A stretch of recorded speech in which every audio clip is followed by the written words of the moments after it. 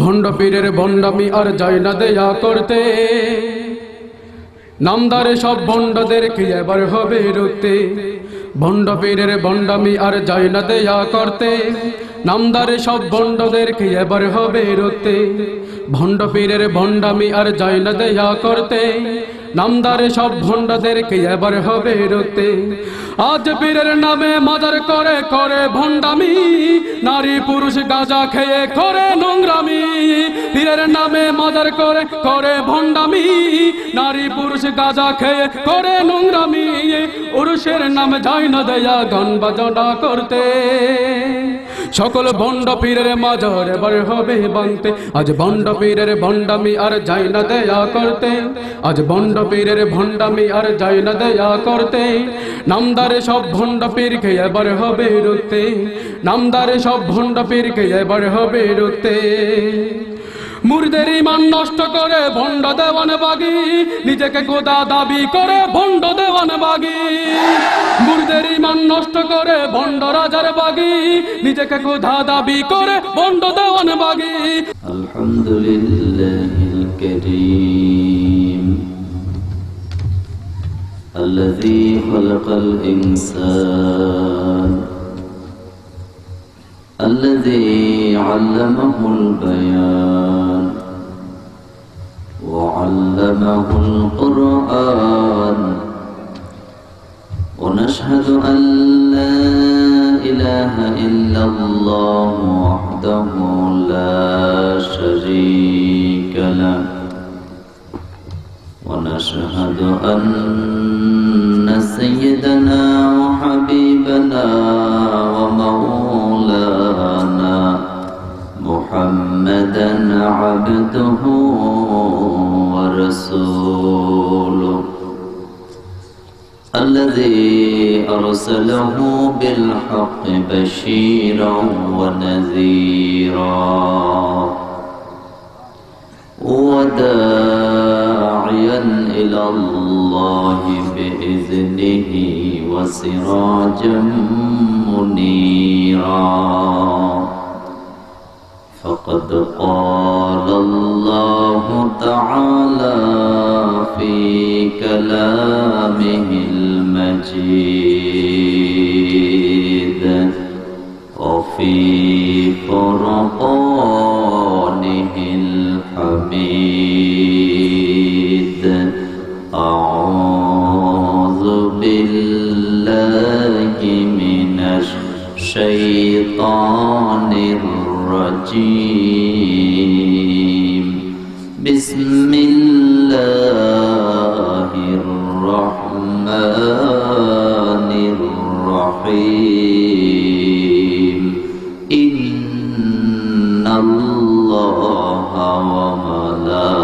وملائكته يصلون على النبي يا أيها الذين آمنوا صلوا عليه وسلموا تسليما اللهم صل على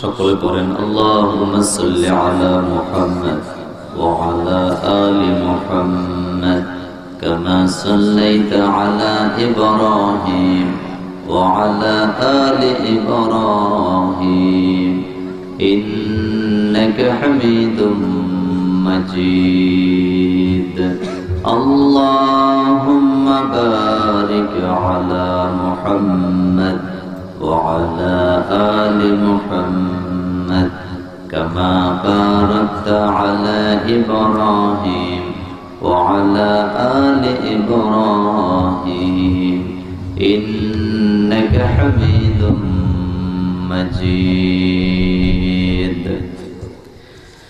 যে জমিনে বসে আমরা কোরআন শোনার জন্য এসেছি।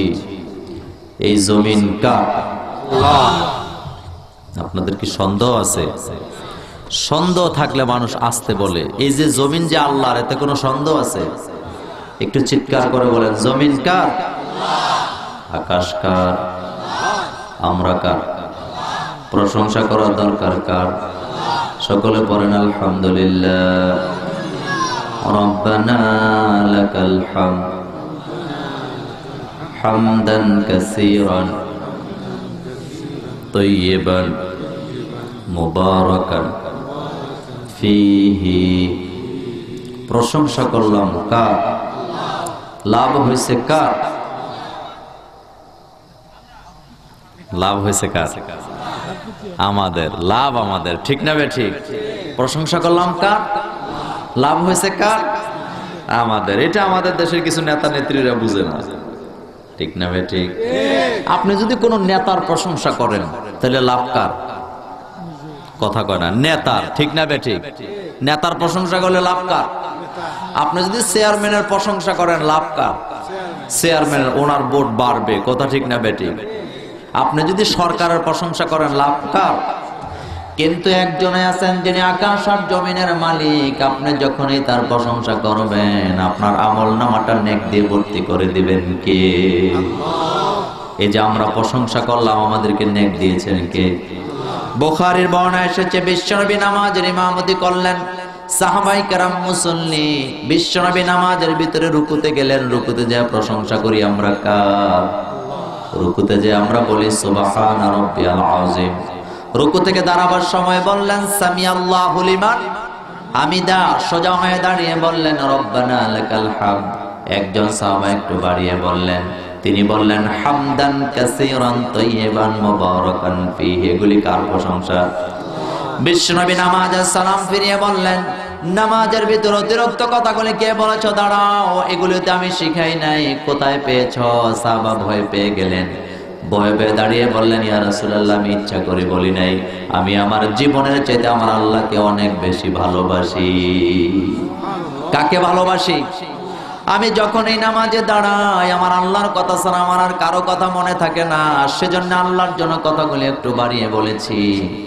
বিশ্বনবী বললেন, সাহাবা ভয় পাওয়ার কোনো কারণ নাই, আমি নবী তুমি নবী না। আমি যা দেখতে পাই তুমি তা দেখতে পাও না। তুমি যখন নামাজের ভিতর আল্লাহর জন্য কথাগুলি বাড়িয়ে বলতেছিলে, আমি আকাশের দিকে তাকায়া দেখতেছিলাম, একজন দুইজন নয়, বরং 30 জনেরও বেশি ফেরেশতা হাতে কলম কাগজ নিয়ে প্রতিযোগিতায় লেগেছে, তোমার আমল নামায় কে কত বেশি নেক লিখে দিতে পারে। আল্লাহু আকবার। সেজন্য নামাজিরা প্রশংসা করে কার? সকলে পড়েন আলহামদুলিল্লাহি রাব্বিল আলামিন। পড়তে ইচ্ছা করে না ভাইরা? গলা ছেড়ে পড়েন আলহামদুলিল্লাহি রাব্বিল আলামিন। সকালে ঘুম থেকে উঠার পরে প্রশংসা করবেন কার? সকালে নাস্তা খাওয়ার পরে প্রশংসা কার? দুপুর বেলা ভাত খাবেন প্রশংসা কার? মাহফিলে এসেছেন প্রশংসা কার? মিছিলে যাবেন প্রশংসা কার? দল করবেন কার? রাজি আছেন? অনেকে মনে মনে ভাববে যে হুজুর আবার কোন দলের কথা কয়। আমাদের কোন দল নাই, আমাদের দলের নাম ইসলাম। বলেন কি না? আল ইসলামু হাক্কুন আল কুফরু বাতিলুন, আল ইসলামু নূরুন আল কুফরু যুলুমাত। ইসলাম আছে যেদিকে আমরা আছি, একটু চিল্লায় বলেন ইসলাম আছে যেদিকে, আল্লাহর রাসূল আছেন যেদিকে, কোরআন হাদিস যেদিকে, নাস্তিকেরা যেদিকে। আমাদের দল কার দল? আমাদের দল একটাই। আমি আওয়ামী লীগ বিএনপি বুঝি না, জামাত বুঝি না, জাতীয় পার্টি বুঝি না, জাসদ বাসদ বুঝি না। ইসলাম থাকবে যেদিকে আমরা, ইসলাম যেদিকে থাকে না সেদিকে আমরা থাকতে রাজি। কথা বলেন রাজি না? আমরা রাজি না। দুই জায়গায় দল চলে কার? দুই জায়গায় আপনি দল নিয়ে যেতে পারবেন না। একটা হলো আল্লাহর ঘর মসজিদ। আপনি আওয়ামী লীগ করেন, বিএনপি করেন, জামাত করেন, জাতীয় পার্টি করেন, জাসদ করেন, বাসদ করেন, আর যেই দলে করেন না কেন, আপনি যখন এই ডান পা দিয়ে মসজিদে ঢুকেন তখন আপনি কার দল? সবার দল তখন কয়টা? ইন্নী ওয়াজ্জাহতু, পড়েন সবাই, ইন্নী ওয়াজ্জাহতু ওয়াজহিয়া লিল্লাযী ফাতারাস সামাওয়াতি ওয়াল আরদা হানিফা ওয়া মা আনা মিনাল মুশরিকিন। ইন্নী ওয়াজ্জাহতু ওয়াজহিয়া লিল্লাযী, আমি মুতাওয়াজ্জিহ হলাম কার দিকে?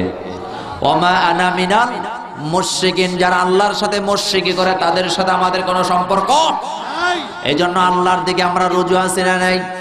আরেকটা জায়গা আছে আপনি দল নিয়ে যেতে পারবেন না, সেই জায়গাটা হলো কবর। কোন জায়গা? কবরে যায় যদি আপনি ফেরেশতাদেরকে বলেন আমি জাসদের কর্মী আইছি, কপালে ফিডা আছে না নাই? কথা বলেন। ফেরেশতারা কইব তোরই তো আমি টোকাই, কারণ এখানে জাসদ বাসদ চলে না, এখানে দল চলে কার? এখানে চলে লা ইলাহা ইল্লাল্লাহ, জোরে লা ইলাহা ইল্লাল্লাহ মুহাম্মাদুর রাসূলুল্লাহ সাল্লাল্লাহু আলাইহি ওয়াসাল্লাম। সুতরাং ইসলাম যেদিকে থাকবে আমরা সেদিকে আছি না নাই? দলাদলি নাই, যে কোনো দল করি। কোরআনের বেলা কয় দল? নবীর বেলা কয় দল? ইসলামের বেলায় কয় দল? আজকের মাহফিল থেকে ঘোষণা দিতে চাই আমরা যে কোনো দল করতেই পারি, কিন্তু কোরআনের বিরুদ্ধে, নবীর বিরুদ্ধে যারা এই কথা বলবে তাদের সাথে আমাদের কোনো সম্পর্ক। চিল্লায় বলেন সম্পর্ক। সুতরাং আমরা জানাতে চাই আমরা আওয়ামী লীগ, বিএনপি, জামাত আলাদা কোনো দল নাই। কোরআনের বিরুদ্ধে, নবীর বিরুদ্ধে, ইসলামের বিরুদ্ধে কোনো বেয়াদবের বাচ্চা যদি কথা বলে, সুযোগ পেলে তার জিহ্বাটা টেনে ছিঁড়ে ফেলে দেওয়া হবে। রাজি আছো মুসলমান? কারা কারা রাজি? দু হাত উঠে আল্লাহকে দেখাও।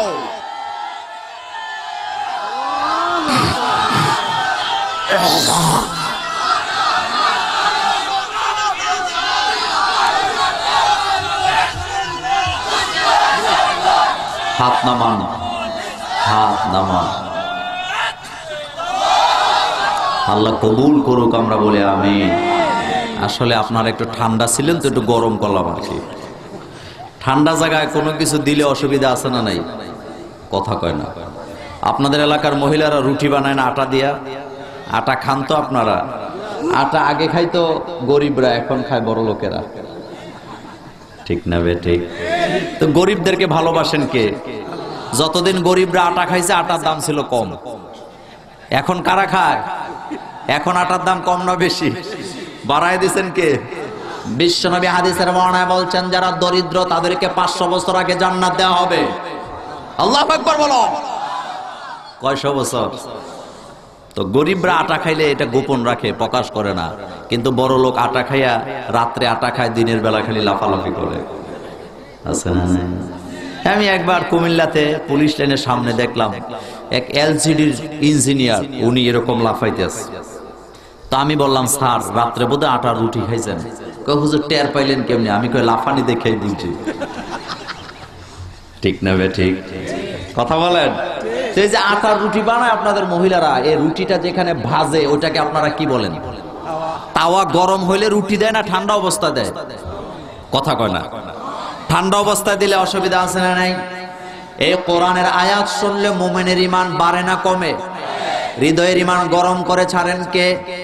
এই কোরআনুল কারীমে আল্লাহ বলেছেন ইন্নামাল মুমিনুল্লাযীনা ইযা যুকিরাল্লাহু ওয়াজিলাত কুলুবুহুম ওয়া ইযা তুলিয়াত আলাইহিম আয়াতুহু যাদাতুহুম ঈমানা। কার কথা? আল্লাহ বললেন আমার মুমিনেরা যখন আমার জিকির করে তাদের হৃদয়গুলি আমার ভয়েতে কম্পমান হয়ে যায়। জিকির করলে কলিজা কাঁপে কার ভয়ে? আর বাংলাদেশে এক এক এলাকায় এক এক জিকির বাইর হয়েছে, জিকিরের ঠেলায় লুঙ্গি খুলে মাড়ি ফুলে যায়। এরকমের জিকির আছে না নাই? এটা জিকির না ভণ্ডামি? কথা কয় না। জিকির না ভণ্ডামি? আচ্ছা আমি কথাটা এভাবে বলি, আপনি আপনার বাবাকে ডাকেন, তো এই ডাকের ভিতরে কিছু আদব কায়দা আছে না নাই? আছে না? আপনি যদি আপনার বাপের যায় ডাক দেন আব্বা, উহু উহু উহু, আপনার বাপ আপনার জুতা দিয়ে ফিরাইব, ঠিক না বেঠিক? কবে বেটা ফাজিল, তোরে লেখাপড়া শিখাইছি, কোনো আদব কায়দা শিখাস না, উহু উহু, এটা কি ধরনের কথা? এখন আকাশ আর জমিনের মালিকের আপনি ডাকবেন উহু উহু নাকি? এটারও একটা আদব কায়দা আছে না নাই? দুনিয়ার সব নবীরা আদব কায়দা ভাবে আল্লাহকে ডেকেছেন, কি সুন্দর ডাক তারা দিয়েছেন, লা ইলাহা ইল্লাল্লাহ, জোরে লা ইলাহা ইল্লাল্লাহ মুহাম্মাদুর রাসূলুল্লাহ সাল্লাল্লাহু আলাইহি। সুতরাং জিকির করলে কলিজা কাঁপে কার ভয়ে? এরপরে আমার আল্লাহ বললেন, ইযা তুলিয়াত আলাইহিম আয়াতুহু যাদাতহুম ঈমানা। আমার গোলামদের কানের সামনে যখন কোরআনের আয়াত তেলাওয়াত করে শোনানো হয়, আমি আমার গোলামদের হৃদয়ের ঈমানকে আরো বাড়ায়া দেই। সেজন্য কোরআনের মাহফিলে অনেক জায়গায় বাধা আছে না নাই? যে এলাকায় কোরআনের মাহফিল হয়, যুবকদের ঈমান বাড়ে না কমে? আরো আসতে কোন? সুতরাং যত বাধাই আসুক না কেন, কোরআনের সাথে আমরা আছি না নাই? আমাদের দল কয়টা? কার দল? মনে থাকবে তো? আল্লাহ যেন কবুল করেন, আমরা বলি আমিন। আজকের এই মাহফিলটি যেন আল্লাহ কবুল করেন, আমরা বলি আমিন। 2 দিন ব্যাপী তাফসীরুল কোরআন মাহফিল 18 এবং 19 বর্ণি ইসলামিক ফোরাম কর্তৃক আয়োজিত আজকের এই 2 দিন ব্যাপী তাফসীরুল কোরআনের মাহফিলের প্রথম দিন আজ উপস্থিত হয়েছেন আমার ছোট ভাই, বর্তমান যুগের আধুনিক সঙ্গীত শিল্পী, বাতেলের আতঙ্ক, নেয়ামতুল্লাহ নিজামী। আল্লাহ যেন তার হায়াতকে দারাজ করেন, আমরা বলি আমিন। আমার মাহফিলে আজকে সভাপতিত্ব করছেন আমার বাম পাশে বসা, আপনারা দেখতে পাচ্ছেন তো? আল্লাহ যেন আমার সভাপতি এবং অতিথিদের হায়াত দারাজ করেন, আমরা বলি আমিন।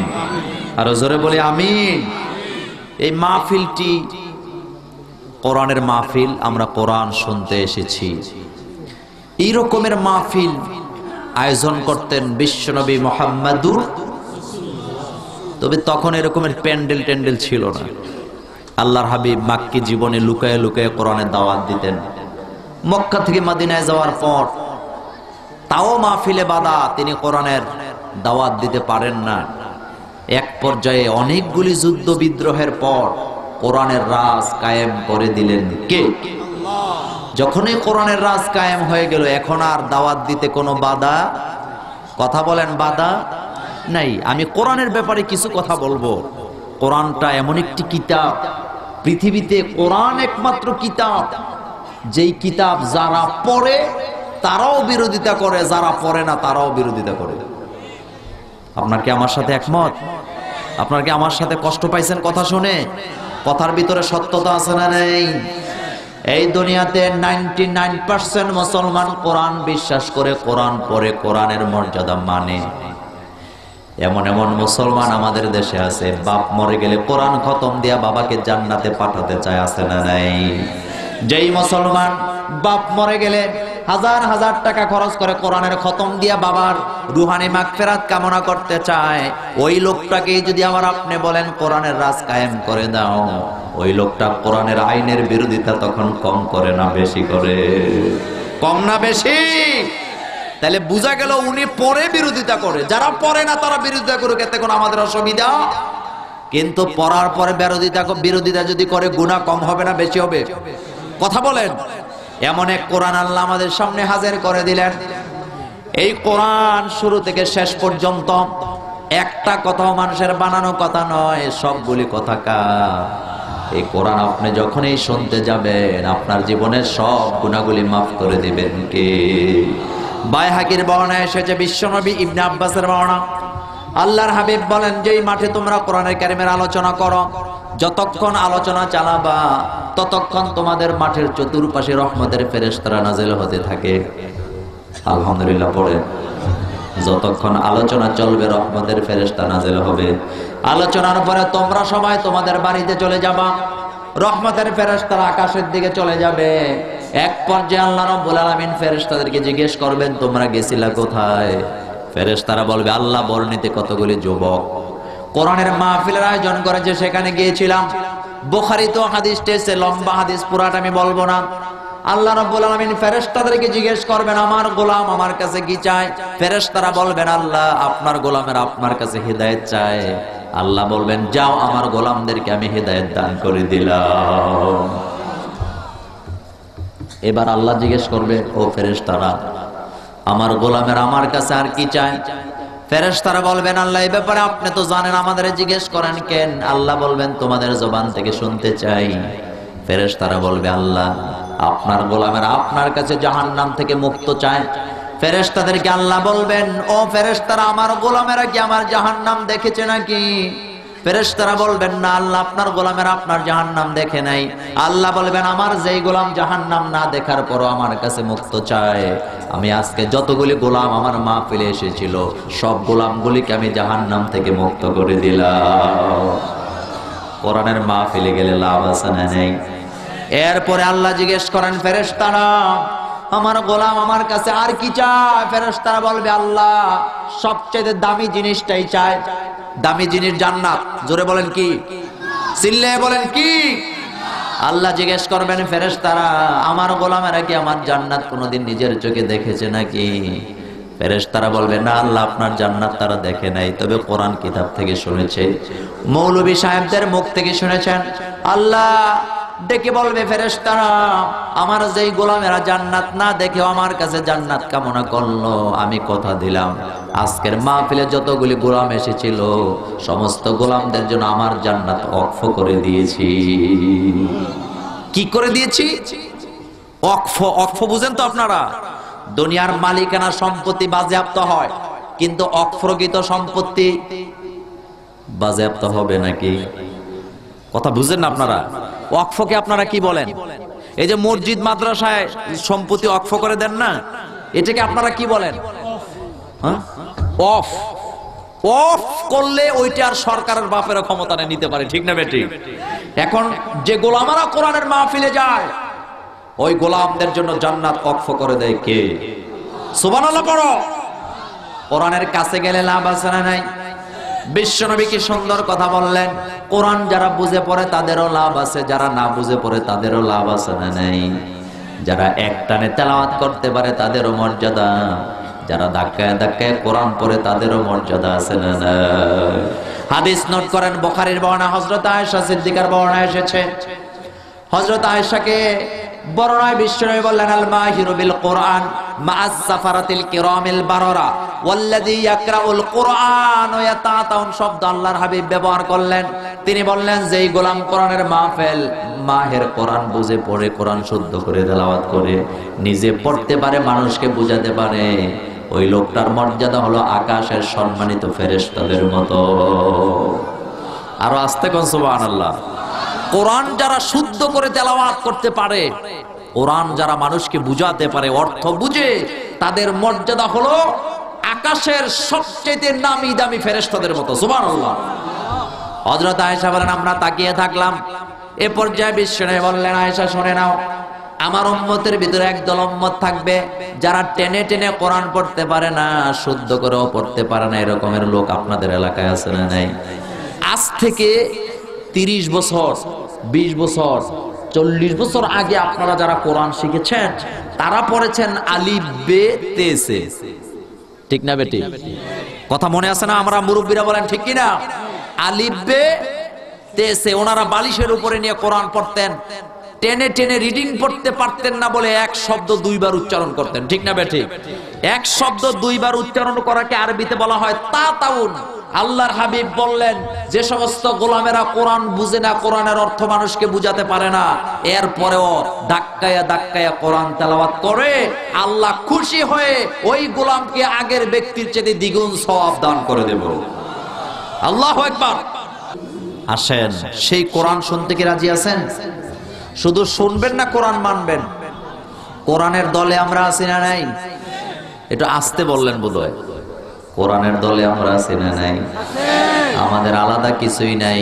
আওয়ামী লীগ, বিএনপি, জামাত সবার কোরআন কয়টা? 2টা বানানোর কোন সুযোগ? এক কোরআন, এক দল আছে না নাই? কোরআন শুনলে লাভ আছে না নাই? দুনিয়ার এমন কোন কিতাবের নাম আপনি বলতে পারবেন না একটা অক্ষর পড়লে 10 নেকি হয়ে যায়? একটাই মাত্র কিতাব আল্লাহ আমাদের দিয়েছেন, কোরআনের একটা অক্ষর পড়লেই 10 নেকি দিয়ে দিবেন কে? আলহামদুলিল্লাহ পড়েন। এবার আপনারা বলেন, আমি মূল আলোচনায় চলে যাই। কোরআনুল কারিমে সূরা আছে কয়টা? সবাই তো বললো না, চিল্লায় বলেন তো সূরা কয়টা? 114 সূরা। 114টি সূরার ভিতরে কোরআনুল কারিমের মা বলা হয় কোন সূরাকে? সবাই তো বললেন না, সূরা ফাতিহা। অন্য আয়াতে আল্লাহ বলেছেন, ওয়ালাকাদ আতাইনাকা সাবআম মিনাল মাসানি ওয়াল কুরআনাল আযীম। আল্লাহ বলেন, আমি তোমাদেরকে স্পেশাল 7টি আয়াত দিয়েছি, ওই 7টি আয়াতের ভিতরে গোটা কোরআনকে ঢুকিয়ে দিয়েছেন কে? সূরা ফাতিহার এত মর্যাদা বিশ্বনবী হাদিসের বর্ণনায় বললেন, একবার যে ব্যক্তি সূরা ফাতিহা তেলাওয়াত করবে, পুরা কোরআনুল কারীম তেলাওয়াত করলে যত সওয়াব হবে ওই গোলামের আমলনামায় আল্লাহ উঠায়া দিবে। আলহামদুলিল্লাহ পড়েন। বিশ্বনবী হাদিসের বর্ণনায় বললেন, যার নামাজে সূরা ফাতিহা নাই তার নামাজ হতে পারে না। একজন সাহাবা বললেন, ইয়া রাসূলুল্লাহ, আমি কি শুধু সূরা ফাতিহা দিয়ে নামাজ পড়লে আমার নামাজ হয়ে যাবে?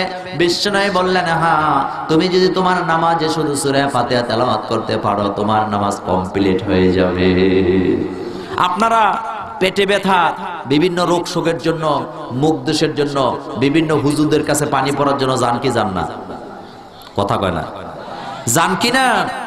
40 মাইল দূর থেকে পানির গ্লাস একটা নিয়া আপনারা হুজুরদের কাছে যান পানি পড়া আনার জন্য, যান, আমি কোনো নিষেধ করি না। কিন্তু আপনি কি জানেন যে পীর সাহেবের কাছে যান, বড় হুজুরের কাছে যান, আলেম ওলামার কাছে যান, ওনারা কি পরে ফু দেয়? আমাদের দেশের হুজুররা বড় চালাক। আপনি 40 মাইল দূর থেকে পানি পড়া নিতে আসছেন, উনি সূরা পড়ে মনে মনে ফু দেয় জোরে জোরে।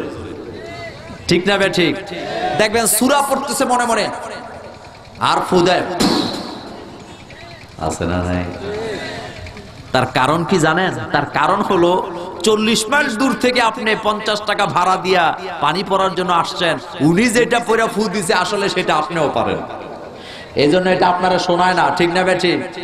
আপনি সূরা ফাতিহা পড়ে ফু দেয়, এখন আপনি যদি এটা শুনে ফেলেন আপনি বলবেন, হায় হায়, খামোখাই তো 50 টাকা ভাড়া দিলাম, এটা তো আমিও পারি। ঠিক না বেঠি?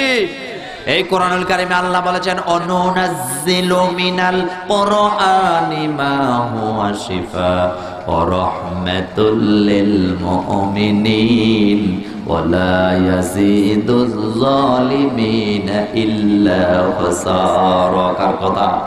আল্লাহ বলেন, এই কোরআন নাযিল করেছে, কোরআনের ভিতরে সমস্ত রোগের শিফা আছে না নাই? বাতিলের শিফা আছে না নাই? জ্বরের শিফা আছে না নাই? মাথা ব্যথার শিফা আছে না নাই? তাগুদের শিফা আছে না নাই? বাতিলের বিরুদ্ধে কথা আছে না নাই? এমনকি যাদেরকে গোমরাহির রোগে পেয়েছে সেই চিকিৎসাও কোরআনে আছে না নাই? কে দিয়েছেন? তাহলে উম্মুল কুরআন, কোরআনুল কারীমের মা বলা হয় কোন সূরাকে? এবার বলেন, কোরআনুল কারীমের হৃদয় বলা হয় কোন সূরাকে? সূরা ইয়াসিন। বিশ্বনবী হাদিসের বর্ণনায় বললেন, একবার যে ব্যক্তি সূরা ইয়াসিন তেলাওয়াত করবে, গোটা কোরআনের 10 পারা পড়লে যত সওয়াব হবে আল্লাহ তার আমলনামায় তত সওয়াব উঠায়া দিবে। আর আস্তে কোন সুবহানাল্লাহ। বিশ্বনবী ফজরের নামাজের পর সবচেয়ে বেশি তেলাওয়াত করতেন সূরা ফাতিহা এবং সূরা ইয়াসিন। সূরা ইয়াসিন যে ব্যক্তি তেলাওয়াত করবে গোটা কোরআনের 10 পারা সমান সওয়াব আল্লাহ তার দান করে দিবে। এবার আপনারা বলেন তো, কোরআনুল কারীমের অলংকার বলা হয় কোন সূরাকে? কথা কয় না। অলংকার বুঝেন তো আপনারা? কানে যে জিনিস পড়ে, নাকে দেয়, দুল দেয়, এগুলিকে কি বলেন? কথা কয় না। কি বলেন? অলংকার দিলে সৌন্দর্য বাড়ে না কমে? এই বলে পোলা পাইনে দিতে পারবে না, মাইয়ারা দেখ, তাতে কোনো অসুবিধা? পোলা পাইনেও দেখ, আছে না নাই?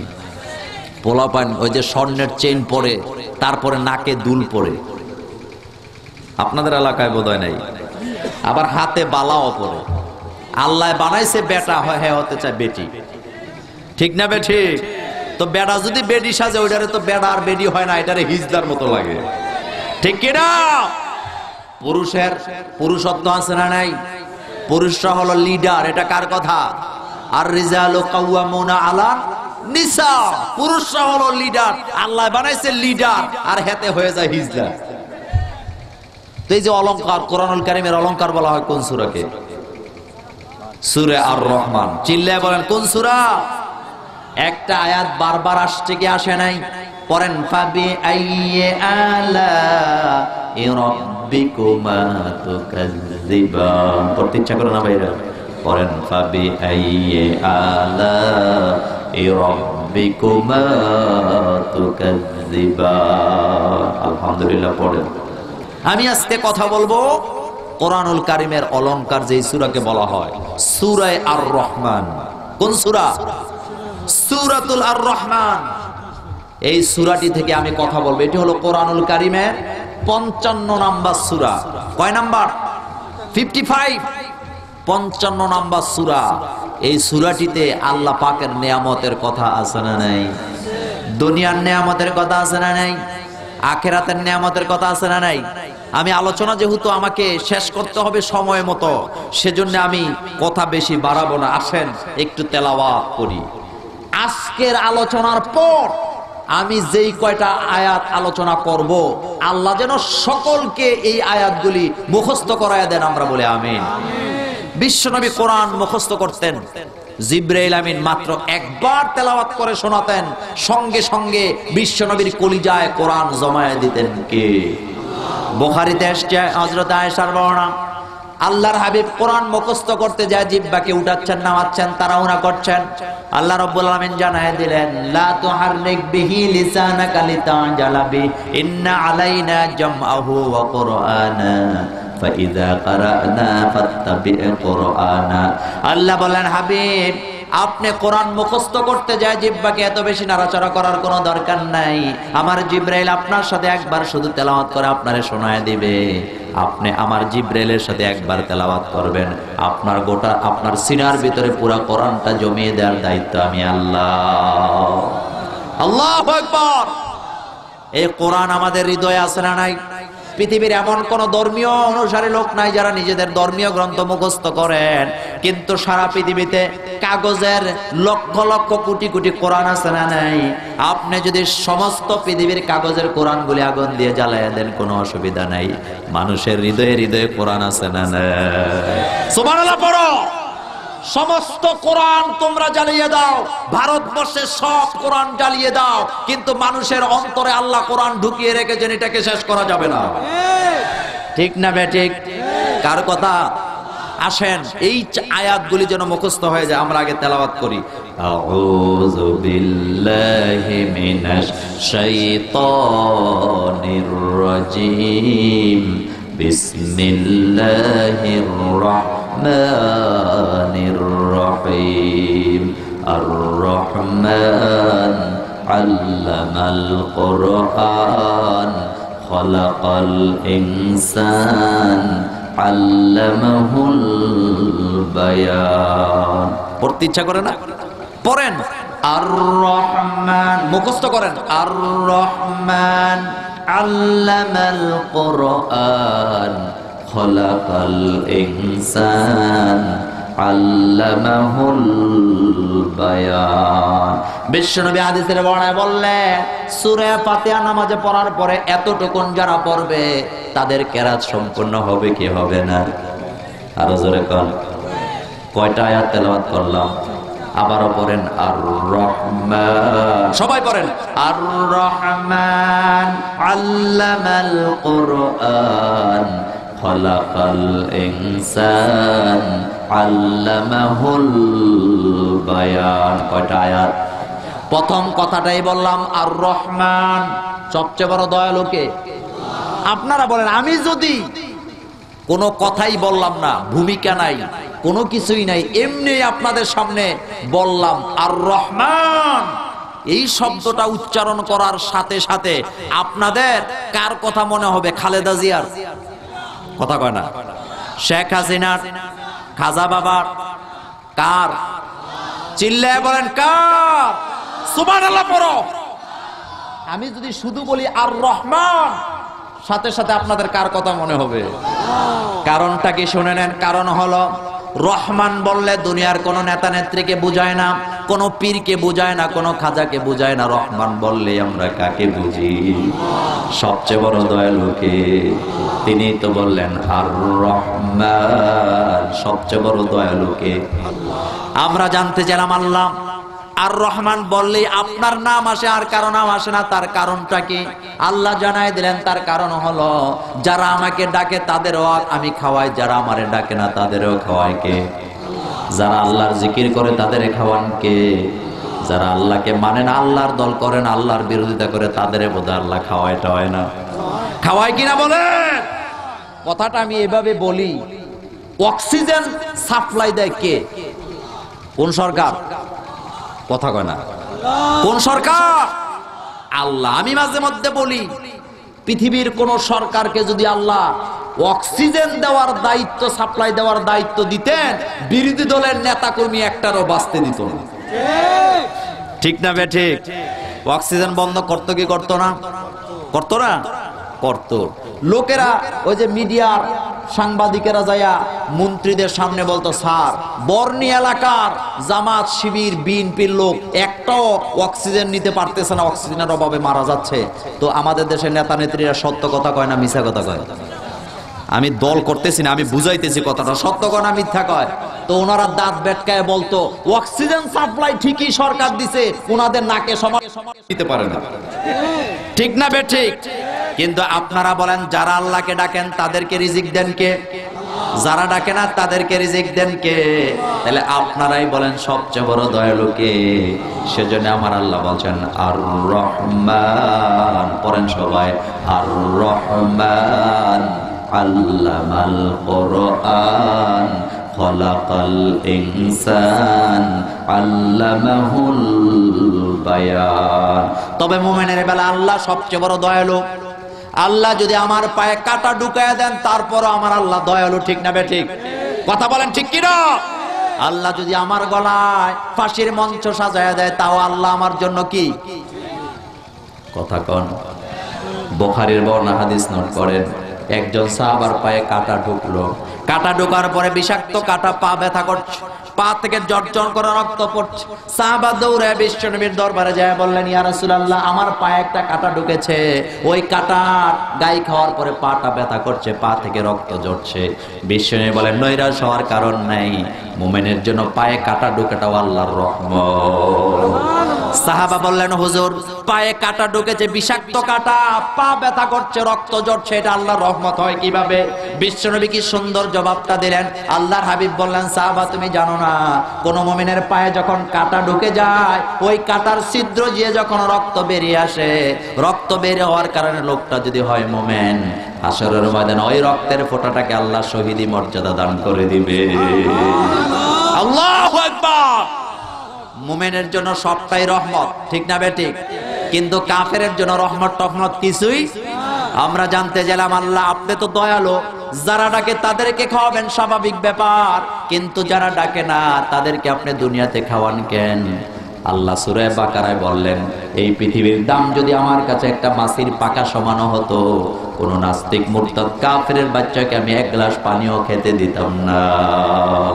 সুবহানাল্লাহ। বড় কথাটা আরেকটু ক্লিয়ার করি, যেই জিনিস আমার কাছে কোনো দাম নাই সেই জিনিস শত্রুকে দিতেও আমাদের কোনো আপত্তি। কথা ঠিক না বে ঠিক? কথা ঠিক কিনা? আরেকটু ক্লিয়ার করে, আপনাদের এলাকায় মাটির প্লেটকে আপনারা কি বলেন? মাটির প্লেট আছে না, মাটি দিয়ে প্লেট বানায় ভাত খাইতো না আগে, ওটাকে কি বলেন? না প্লেট কয় না, আরেকটা ভাষা আছে, হানকি। হানকি, এই তো বের হয়েছে কি হানকি। এই হানকি এ তো মাটির জিনিস। আপনার ঘরে একটা হানকি ছিল যেটাতে আপনি ভাত খেতেন, মাটির প্লেট, এটা ভেঙে গেল, এখন এটার দাম কত? কথা কয় না, দাম কত? নাই। এখন আপনার চরম, আপনি ভাঙার পর এটাকে ঘরে রাখবেন না ফালাইতে পারলে বাঁচলেন? এটা এখন ঘরের জন্য আবর্জনা, এটা ঘরের জন্য কি? আপনি ফেলবেন কি ফেলবেন না? আপনি এই মাটির প্লেট ভেঙে গেছে, এটা আবর্জনা, এটাকে ফালানোর জন্য ঘর থেকে বের হলেন। বের হওয়ার পর আপনার চরম শত্রু একজন আপনার সামনে এসে বলল, ভাই তোমার হানকিটা ভেঙে গেছে, এটা আমারে দিয়ে দাও। হোক সে শত্রু, আপনি দিবেন কি দিবেন না? দিবেন। আপনি বলবেন এটা তো আমার কোনো কাজই না, তো শত্রুই কি আর বন্ধুই কি, আমি দিতে পারলেই বাঁচি। কথা ঠিক না বেটি? আল্লাহ বললেন, আমাকে যারা ডাকে না, আমার কোরআনের বিরোধিতা যারা করে, আমার আইনের বিরোধিতা যারা করে, আমি তাদেরকে দুনিয়াটা এই জন্য দিয়ে রেখেছি, এই দুনিয়ার দাম আমার কাছে নাই। আপনারা বলেন, আপনি মুরগির রান খাওয়ার পরে হাড্ডিটা বাইরে ফালান কি ফালান না? ফালাবার পরে ওই হাড্ডিটা কুত্তায় খায় কি খায় না?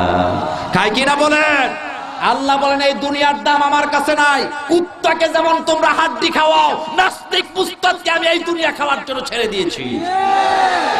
তবে জান্নাত আল্লাহর কাছে দাম আছে না নাই? আখেরাত দাম আছে না নাই? সেজন্য আল্লাহ আখেরাতে কিন্তু ওই মুরতাদ নাস্তিকদেরকে, কাফেরদেরকে দিবেন না। আমরা জানতে চাইলাম আল্লাহ আখেরাত আপনি কাকে দিবেন?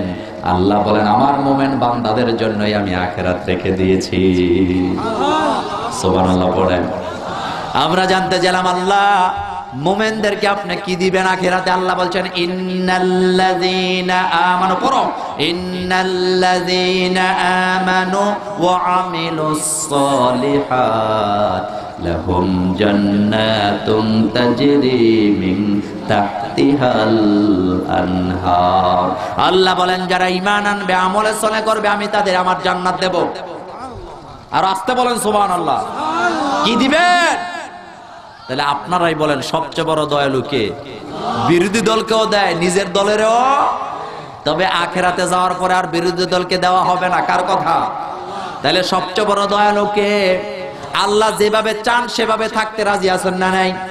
আল্লাহ যদি চায় তোমাকে 10 বছরের জন্য জেলখানায় ঢুকায়া দিবে, এটাও তোমার জন্য রহমত। ঠিক না বেঠিক? আল্লাহ চান আপনাকে জেলখানায় ঢুকাতে, তার কারণ আপনি আল্লাহ জানেন, আল্লাহ যদি আপনার 1 বছরের জন্য জেলখানায় না ঢুকায়, নাস্তিকের বাচ্চারা আপনি যদি বাইরে থাকেন, আপনাকে ক্রস ফায়ার দিতে পারে। ঠিক না বেঠিক? এই জন্য ক্রস ফায়ার থেকে বাঁচাবার জন্য তোমার জেলখানায় ঢুকায় কে? কে ঢুকায়? তাহলে জেলটাও তোমার জন্য আল্লাহর রহমত। হযরত ইউসুফ আলাইহিস সালাম, মানুষটা ভালো না খারাপ? কথা কয় না। ভালো না খারাপ? দল করে কার? জিকির করে কার? দাওয়াত দেয় কার? এরকমের একটা ভদ্র পোলা ইউসুফ আলাইহিস সালাম মিশরের জমিনে ছিল না। চেহারা যত সুন্দর, চরিত্র তত সুন্দর ছিল কি ছিল না? এরকমের সুন্দর মানুষটার বিরুদ্ধে একটা মামলা হইল। মামলার মূল বিষয় হলো উনি নাকি নারী দর্শন করছে। আর আস্তে কুক্কা, আরো আস্তে কুক্কা। কি দর্শন করেছে? করছে বোধহয়। আমি ইউসুফ আলাইহিস সালামের ঘটনা বলবো না। আল্লাহ যদি তোমাকে জেলখানায় ঢুকায়, বুঝতে হবে জেলখানাটাই তোমার জন্য রহমত। আল্লাহ বুঝলেন, আমার ইউসুফ যদি বাইরে থাকে, তার শত্রুরা তাকে যে কোনো সময় মেরে ফেলতে পারে, ক্রস ফায়ারে দিতে পারে। ঠিক না বেঠিক? এজন্য জেলখানায় নিরাপত্তা আছে না নাই? 10 বছরের জন্য ইউসুফ আলাইহিস সালামকে জেলখানায় ঢুকিয়ে দিলেন কে? কথাগুলি নোট করে বাড়িতে নিয়ে যান। ইউসুফ আলাইহিস সালামের বিরুদ্ধে তারা মামলা করে দিল। মামলার মূল বিষয় হলো উনি নাকি নারী দর্শন করছে। শয়তানও বোধহয় মুছে মুছে হাসে। ঠিক না বেঠিক? কথা খেয়াল করেন। এখন ট্রাইব্যুনাল গঠন করা হলো, স্পেশাল ট্রাইব্যুনাল। 3 বছর মামলা চললো। 3 বছর পরে ট্রাইব্যুনালও সাজানো, সাক্ষীও সাজানো। রায়টা বুঝি? রায়টা কি? সব সাজানো। ইউসুফ আলাইহিস সালামের বিরুদ্ধে তারা সাজা দিল 10 বছরের জেল। কয় বছর? এটা কি মোল্লার কথা না আল্লাহর কথা? কোরআনে আছে না নাই? 10 বছরের জেল দেওয়া হলো। ইউসুফ আলাইহিস সালাম যখন এই মামলার রায় শুনলেন, উনি বোধহয় কাঁদতে শুরু করলেন। উনি একটা মুস্কি হাসি দিলেন। সুবহানাল্লাহ বলেন। মুস্কি হাসি দিয়ে বললেন, আল্লাহ তুমি তো রহমান, আমি বুঝতে পেরেছি জেলখানাটা তুমি আমার জন্য পছন্দ করেছ। তুমি রহমান, তুমি যদি চাও আমি জেলখানায় থাকি, আমার কোনো অসুবিধা নাই। তুমি যদি চাও মরতে, আমি মরতে রাজি আছি না নাই? তুমি যদি চাও আমি জেলখানায় পরে পরে মরবো, আমার কোনো আপত্তি। লোকেরা ধরে তাকে জেলখানায় নিয়ে যাচ্ছেন। জেলখানায় গেট আছে না নাই? সূরা ইউসুফ পড়ে দেখেন, ইউসুফ আলাইহিস সালাম জেলখানার গেটে গেলেন। যাওয়ার পরে জেলখানার গেটের দিকে তাকায় তাকায় মনে মনে বলতেছে, আল্লাহ এই ময়দানে আমি তোমার দাওয়াত দিতে পারি নাই, কাফেরেরা মুশরিকেরা বাধা দিত আমারে মারার জন্য, তারা তেরে আসতো। জেলখানায় তুমি আমারে ঢুকাই দিছো। জেলখানায় আসামি আছে না নাই? আসামিদের মন নরম থাকে না গরম থাকে? জেলখানায় গেলেই মন নরম হয়, ঠিক না বেটি? ইউসুফ আলাইহিস সালাম বললেন, আল্লাহ তুমি যেহেতু আমাকে জেলখানায় ঢুকিয়ে দিয়েছো, জেলখানায় যাওয়ার পর আমি কিন্তু বসে থাকবো না। জেলখানায় যত কয়েদি আছে সবাইরে আমি তোমার দাওয়াত দিয়া সবগুলিকে তোমার আন্দোলনের কর্মী বানায়া ছাড়বো। আল্লাহু আকবার। আচ্ছা, আমাদের কুমিল্লার ভাষা আপনারা কি বলেন? দান যেটা দিয়ে মানুষ বানে ওইটাকে আমরা ঢেকি বলি। আপনারা কি বলেন? দেখি চিনেন তো? মুরব্বীরা বলেন, মুরব্বীদের কথা এটা, মুরব্বীরা বলে ডেকি যদি স্বর্গে যায় তাও কি করে? এই তো আপনারা জানেন কি করে? যারা কোরআনের দাওয়াত দেয়, ইসলামের দাওয়াত দেয়, জেলখানায় ঢুকাইলেও কোরআনের দাওয়াত দেয়। ওখানে দাওয়াত দিতে আরো মজা আছে না নাই?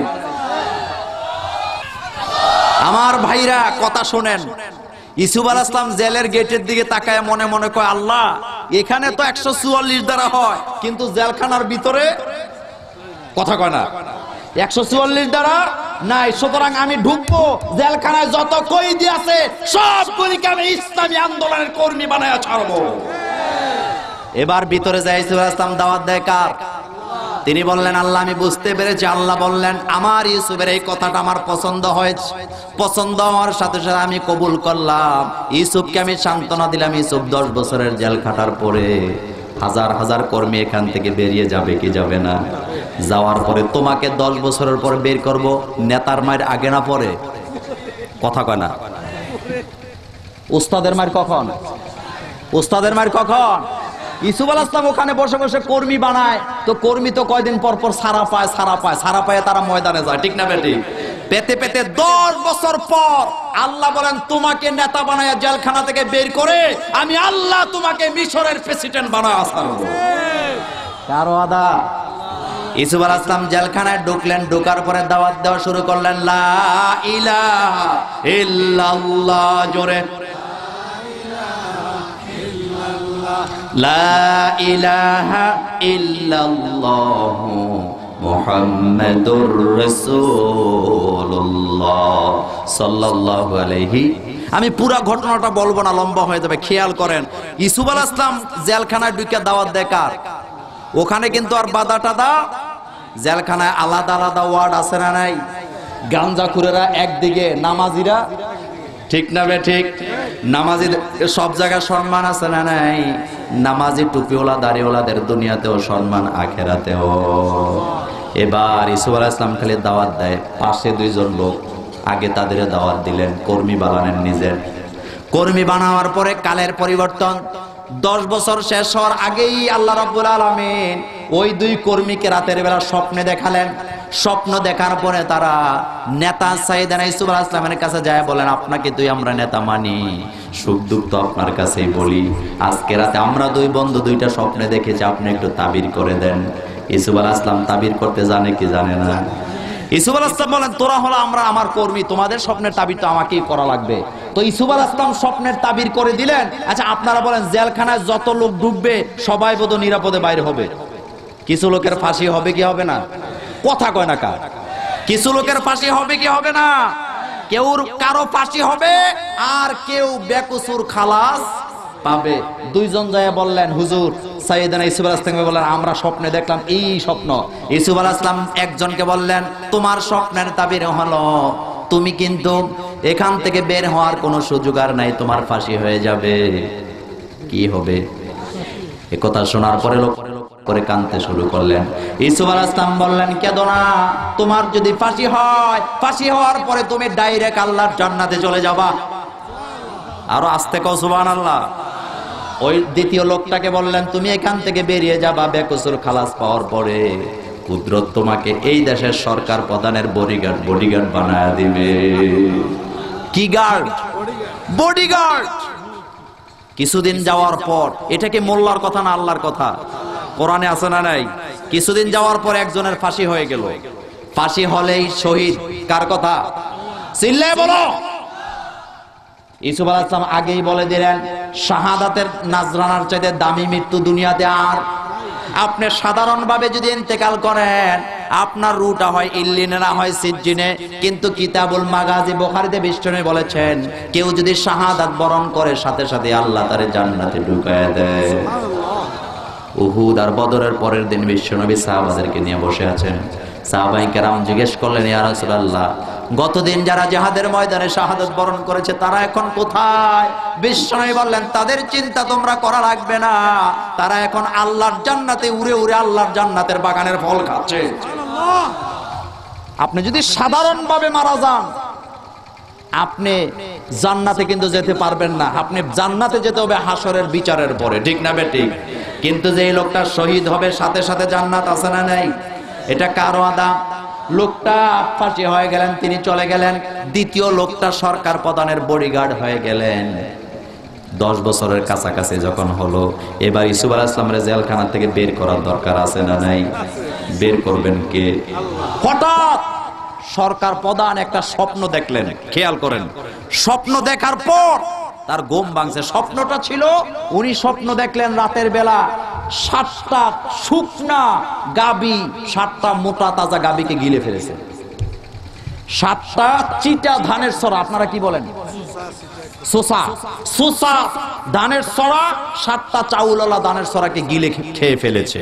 এই স্বপ্ন দেখার পর সরকার প্রধান সবাইরে ডাকাইছে, মন্ত্রী, উপদেষ্টা, তালকাছোলা, কুত্তা, বিলাই সবদের ডাকাইছে। ডাকায় আমি তো এই স্বপ্ন দেখলাম, আমার স্বপ্নের তাবির কর। এখন এক একজন এক এক কথা কয়। সরকার প্রধান কয়, না, তোরার এই তাবির আমার পছন্দ হয় না। এখন ইউসুফ আলাইহিস সালামের একজন কর্মী এনে আছে না নাই? কথা কয় না, আছে না নাই? জেলখানায় ঢুকছিল কিন্তু সরকারি দল বাইর হয়েছে আল্লাহর দল হইয়া। সুবহানাল্লাহ পড়ো। এখন উনি পাশে আছে না নাই? বডিগার্ড, সে কোনো কথা কয় না। কিছুক্ষণ পর সরকার প্রধান রে কয়, স্যার আপনি যদি অনুমতি দেন আমি একটা কথা বলবো। এখন মন্ত্রী উপদেষ্টারা চোখ পায় আছে, কয় বডিগার্ড আবার কি কয়? কয় কি বলো? তিনি বললেন, আমি এমন একজনের নাম জানি, তিনি ছাড়া আপনার এই স্বপ্নের তাবির আর কেউ করতে। সরকার এখন খুশি, কয় নাম কর, নাম কর। কয় নাম কইলে তুমি এখন আমারে মার দিবা। বুঝেন নাই বোধহয়? ওই লোকের নাম কইলেই তুমি আমারে মার দিবা, এরকমের আছে না নাই? বিশ্ববিখ্যাত মুফাসসিরে কোরআনকে জেলখানায় বন্দী করে রাখা হয়েছে। আমরা মাহফিলে তার নাম ধরে দোয়া করলে বাতিলের আতঙ্ক হয়ে যায়।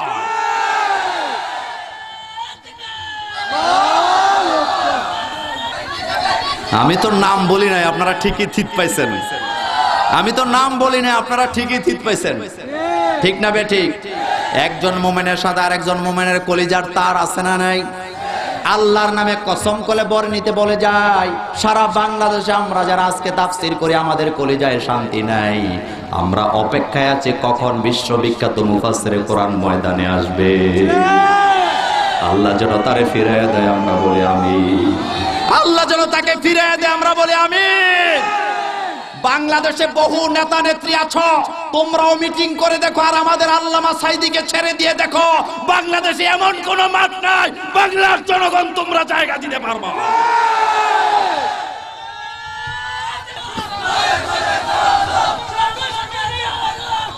আমার ভাইরা কথা শোনেন, কথা শোনেন। আগের মুশরিক আর এখনকার মুশরিকের মধ্যে কোনো পার্থক্য? উনি বললেন, আমি তো ওর নাম বলতে পারবো না, নাম বললেই তুমি আমার এখন মার দিবা। সরকার প্রধান কয়, না মার দেবো না, আমার তো ঘটনা উদ্ঘাটন করার দরকার, তুমি বলো ওই লোকটাকে।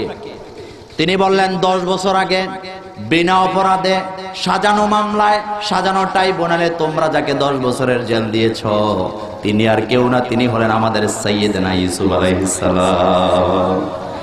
নাম শোনার পরে বাতিলের চোখ বড় হয়ে গেছে। যখনই এমনি চাইছে, ওকে আগে কইছিলাম না তোমার যে নাম বললে তুমি আমারে মার দিবা, এখন আবার বড় করে চাও কেন? কয় ঠিক আছে, ওরে নিয়ে আসো। 2 জন পাঠানো হলো।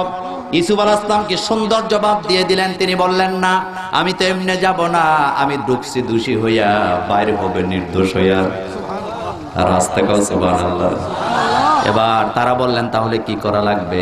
ইউসুফ আলাইহিস সালাম কয়, মামলা আবার জিন্দা করো, আবার রিভিউ, আবার মামলা আবার জিন্দা করো।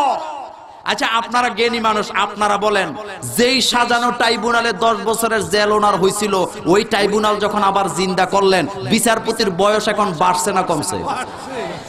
কথা কয় না, জোরে কোক্কা, বাড়ছে। যারা সাক্ষী দিছে টাকা খায়া তাদের বয়স বাড়ছে না কমছে? যে বিডিএ মামলা করছে হে বিডির বয়স বোধহয় কমছে।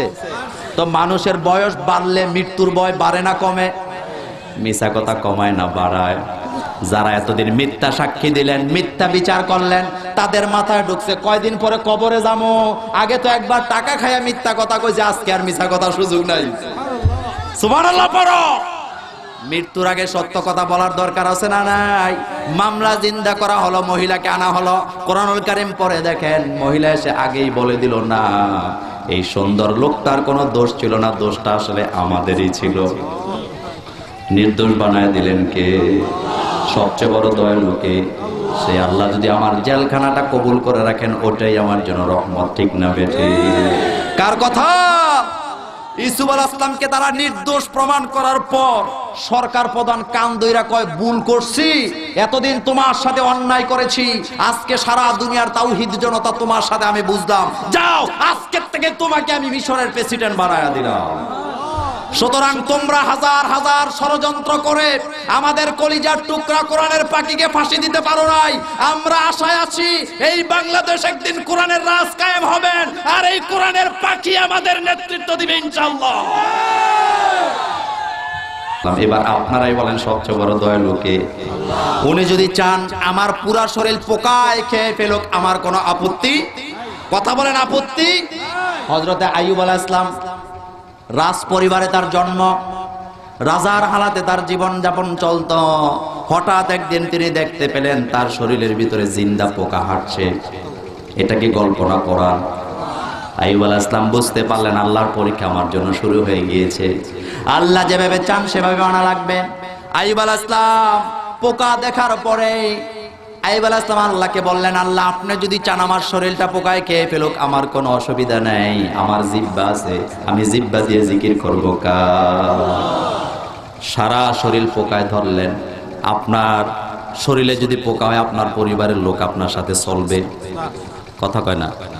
আমার সভাপতির গায়ে যদি জিন্দা পোকা থাকে, আমি যদি দেখি পোকা, আজকে আপনারা ওনাকে এখানে আসতে দিতেন? সাধারণ দাউদকে আপনারা কি বলেন? একজিমা দাউদ হয়, বন্ধুর বিছানায় শোয় না, তার কাপড় চোপড় ধরে না, ঠিক না বে ঠিক? আর ওনার শরীরে পোকায় ধরে ফেলেছে। নিজের স্ত্রী তাকে ছেড়ে দিলেন, নিজের ভাইরা তাকে ছেড়ে দিলেন, বোনেরা ছেড়ে দিলেন, নিজের মা বাবা তাকে ত্যাগ করলেন, বিবিরাও ত্যাগ করলেন, কিন্তু একজন তাকে ত্যাগ করে নাই। একজনের নাম কি? সবচেয়ে বড় দয়ালু যিনি, তাকে তিনি ছাড়েন নাই। আইয়ুব আলাইহিস সালাম সংসার বিবি সব ছেড়ে দিয়ে জঙ্গলে চলে গেলেন। জঙ্গলে যেয়ে আইয়ুব আলাইহিস সালাম জিকির করতেছে কার? কি সুন্দর কথা তিনি বললেন, আল্লাহর জিকির করছেন। কিছুদিন যাওয়ার পর হঠাৎ আইয়ুব আলাইহিস সালাম দেখতে পেলেন জিহ্বায় পোকা, জিহ্বায়। এবার আইয়ুব আলাইহিস সালাম মুখ খুললেন, আল্লাহ আপনিই দেখেন আমার পুরা শরীরটা পোকায় খেয়ে ফেলেছে, আমার কোনো অসুবিধা ছিল না, আমি আপনার কাছে অভিযোগ করি নাই, কারণ জিহ্বাটা ভালো ছিল, জিহ্বা দিয়ে আপনার মতো রহমানের জিকির আমি করেছি। আপনি বলেন জিহ্বাটাও যদি পোকায় খেয়ে ফেলে, আপনার মতো রহমানের নামের জিকির আমি কি দিয়ে করব? ওয়া আইয়ুবা ইয নাদা রাব্বাহু আন্নী মাসানিয়াদ দুররু ওয়া আনতা আরহামুর রাহিমিন।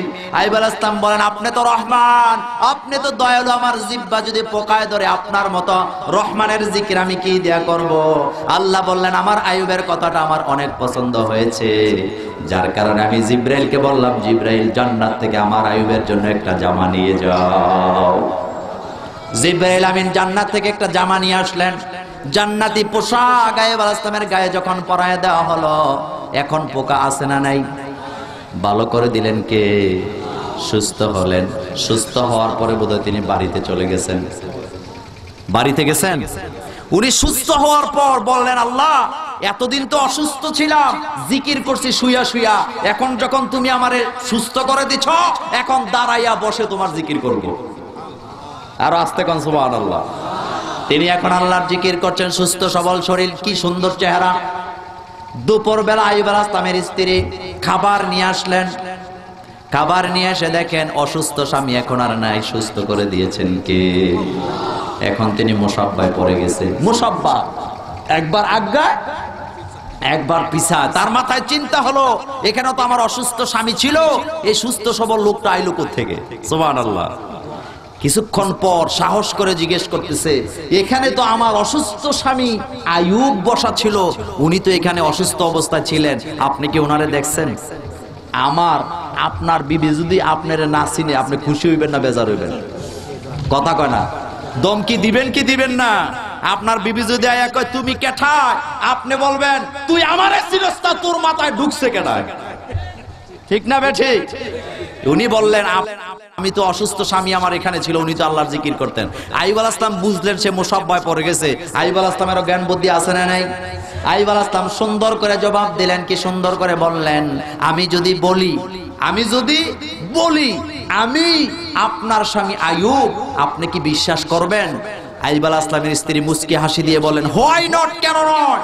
আমার স্বামী আইয়ুব কোনোদিন আমার সাথে একটা মিথ্যা কথা বলে নাই। সুবহানাল্লাহ পড়েন। আমি আর আপনি বিবির সাথে মিছা কথা কম কই না বেশি কই? আছে কিন্তু তাস খেলার আড্ডায় বিবি ফোন দিয়েছে, তুমি কোনায় আছো? কয় আমি চা খাই আইতে আছি। এরকমের মিথ্যাবাদী আছে না নাই? আছে কিন্তু গাঞ্জা খাওয়ার আড্ডায় বিবি ফোন দিছে, তুমি কই আছো? কয় আমি কফি হাউসের আড্ডায়। আছে না নাই? গাঞ্জা বুঝেন তো আপনারা? আপনাদের এলাকায় বোধহয় গাঞ্জা নাই, কথা কয় না? গাঞ্জা আছে।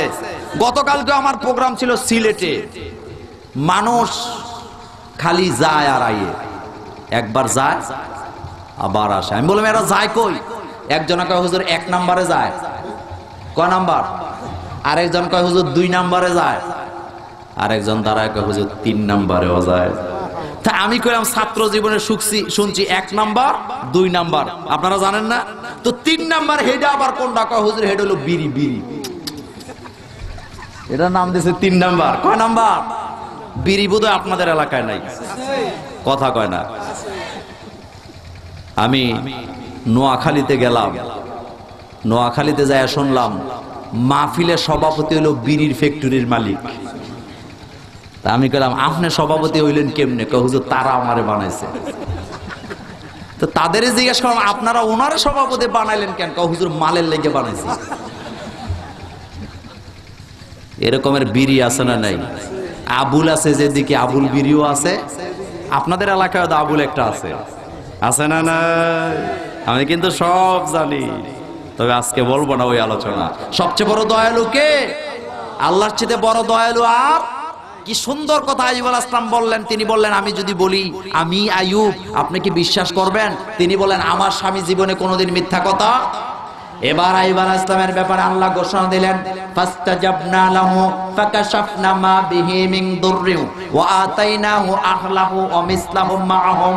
আল্লাহ বলেন আমার আইয়ুব যখনই আমাকে রহমান হিসেবে মেনে নিয়েছেন, আমার রোগটাই যখন তিনি রহমত হিসেবে মেনে নিয়েছে, আমি আমার আইয়ুবকে পরিবারের লোকজন ফেরত দিলাম, যত কিছু হারাইছিল তার থেকে ডবল আমি দান করে দিলাম।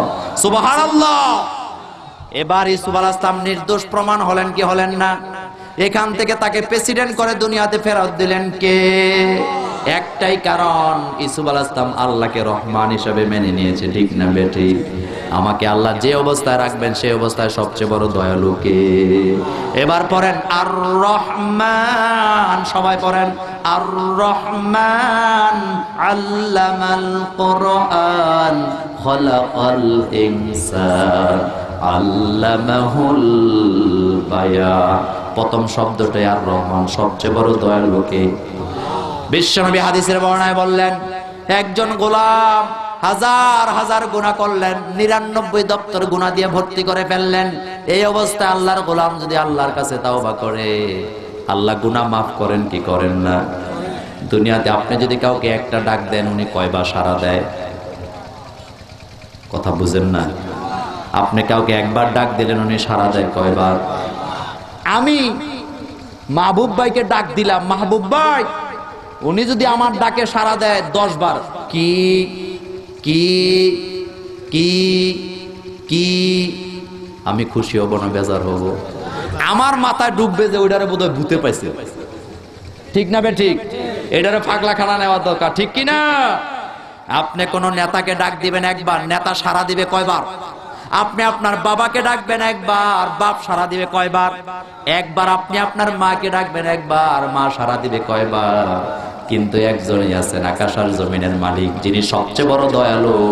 আপনি তাকে একবার ডাক দিবেন, আল্লাহর সাথে সাথে আপনাকে 10 বার সাড়া দিয়ে বলবে, গোলাম কি চাস, আমি তোর মনিব তোর কাছে হাজির। আল্লাহু আকবার। তুমি বিপদে পড়ে আছো, হামলা মামলার ভয়ে নিজের ঘরে ঘুমাতে পারো না, বিবিকে সময় দিতে পারো না, কলিজার টুকরা ছেলে মেয়েকে আদর করার সময় পাও না। তুমি জানো, কিন্তু তোমার আল্লাহ জানে কি জানে না? কথা বলেন, জানে কি না? তবে আমার আল্লাহ এতটাই দয়ালু, আল্লাহ জানাই দিলেন, হাবিব বিপদের কাল সারা জীবন থাকে না, বিপদ দিবেন যিনি বিপদ থেকে বাঁচায়ও দিবেন তিনি, ঠিক না বেঠিক? বিশ্বনবীকে আল্লাহ পড়াচ্ছেন অকর রব্বি, যারা পারেন পড়েন, অকর রব্বি আদখিলনি মুদখালা সিদকিন ওয়া আখরিজনি মুখরাজা সিদকিন ওয়াজআলনি মিন লাদুনকা সুলতানান নাসীরা। কার কথা? আল্লাহ বললেন, গোলাম আমার কাছে দোয়া কর, হামলা মামলার ভয়ে ঘরে ঘুমাতে পারোস না, বিবিকে আদর দিতে পারোস না, ছেলে মেয়ের খোঁজ নিতে পারোস না, অসুবিধা নাই, এমন একদিন আসবে সারা দুনিয়া আমি তোর হাতের তালুতে উঠায় দেব। হযরত ইউসুফ আলাইহিস সালাম এখন যখন মামলা আবার জিন্দা করা হলো, তিনি বেকসুর খালাস পাইলেন কি পাইলেন না? পাওয়ার পরে মিশরের প্রেসিডেন্ট তারে বানায় দিলেন কে? মিশরের প্রেসিডেন্টের দায়িত্ব নেওয়ার পরে যারা আগে তারে জেল খাটালেন, মারলেন, তাদের বোধহয় তিনি আবার মারলেন, প্রতিশোধ নিলেন, তাদের বিরুদ্ধে কি মামলা দিলেন? মামলা হামলা তিনি করেন নাই, কারণ ইসলামে মামলা হামলা আমরা বিশ্বাস করি না। বিশ্বাস আমরা ইসলামওয়ালারা বাংলাদেশে সংখ্যায় কম না বেশি? চিল্লায়া বলো। যারা ওই গণজাগরণকে যৌন জাগরণ মৌন জাগরণ বলেছ, আমরা টুপিওয়ালা দাড়িওয়ালার যদি সেফ দিতাম বঙ্গোপসাগর হয়ে যেত। কিন্তু আমরা দেই না, আমরা জিকির করি কার? আমরা ভয় পাই কাকে? আমরা অশান্তিতে বিশ্বাস, কথা বলেন, অশান্তিতে বিশ্বাস করি না, আমরা ভয় করি কাকে? হযরত ইউসুফ আলাইহিস সালাম তাদের বিরুদ্ধে কোনো অভিযোগ করেন নাই। কি সুন্দর কথাটা তিনি বললেন, লা তাসরিবা আলাইকুমুল ইয়াউম, তোমাদের বিরুদ্ধে আজকে আমার কোনো অভিযোগ নাই, অনুশোচনা নাই। আজকে আমি তোমাদের কথা দিলাম, তোমাদের বিরুদ্ধে আমি উল্টা কোনো প্রতিশোধ নেব না। ইউসুফ আলাইহিস সালাম রাতের বেলা তাহাজ্জুদে দাঁড়ালেন কাকে সেজদা দেওয়ার জন্য? সুবহানাল্লাহ পড়ো। রাতের বেলা তাহাজ্জুদের নামাজে দাঁড়ায় কি সুন্দর কথা তিনি বললেন, রব্বি কদ আতাইতানি মিনাল মুলকি ওয়া আল্লামতানি মিন তাওবিলিল আহাদিস ফাতিরাস সামাওয়াতি ওয়াল আরদি আনতা ওয়ালিয়্যি ফিদ দুনিয়া ওয়াল আখিরাহ তাওয়াফফানি মুসলিমান ওয়া আলহিকনি বিস সালিহিন। আলহামদুলিল্লাহ পড়েন। নেতা যদি তাহাজ্জুদ পড়ে, কর্মীরা কি পড়ে? কথা কোকা। নেতা যদি গাঞ্জা খায়, কর্মীরা কি গায়? নেতা যদি আল্লাহর জিকির করে, কর্মীরা কি করেন? ইউসুফ আলাইহিস সালাম তাহাজ্জুদের নামাজে দাঁড়িয়ে বললেন, রব্বি কদ আতাইতানি মিনাল মুলক, আয় আল্লাহ রাষ্ট্র ক্ষমতা আমি তোমার কাছে চাই নাই, তুমি আমারে রাষ্ট্রপ্রধান বানিয়েছো, রাষ্ট্র কেমনে চালায় জানতাম না, তুমি আমারে জানিয়ে দিয়েছো। তবে এই রাষ্ট্র হওয়াই আমার উদ্দেশ্য নয়, রাষ্ট্র চালানো আমার উদ্দেশ্য নয়।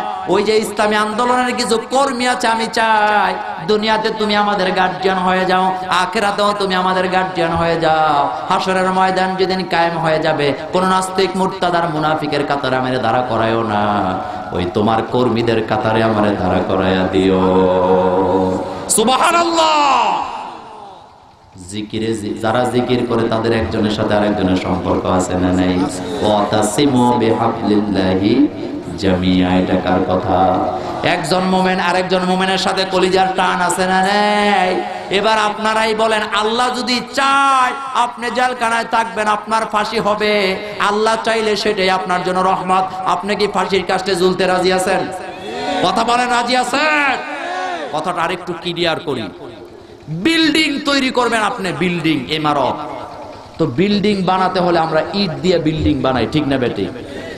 ইট দিয়ে যে আপনি বিল্ডিং বানান, কিছু ইট মাটির নিচে যাওয়া লাগে কি লাগে না? কথা কয় না, লাগে কি লাগে না? সব ইট যদি মিছিল করে আমি মাটির নিচে যাব না, আমি ড্রয়িং রুমে থাকবো, বিল্ডিং টিকবে না? যাবে? চিল্লায় বলেন যাবে না টিকবে? এই বাংলার জমিনে যদি তোমরা কোরআনের রাজ কায়েম করতে চাও, তোমাদের কিছু লোক ফাঁসির কাস্টে ঝুলতে হবে, কিছু লোক গুলি খেতে হবে, রক্ত দিয়ে নিচে যেতে হবে, তারপরে বাংলাদেশে কোরআনের রাজ কায়েম হবে। সেটা করতে গিয়ে রাজি আছো মুসলমান? কারা কারা রাজি আছো? দুহাত উঠায় আল্লাহকে দেখাও।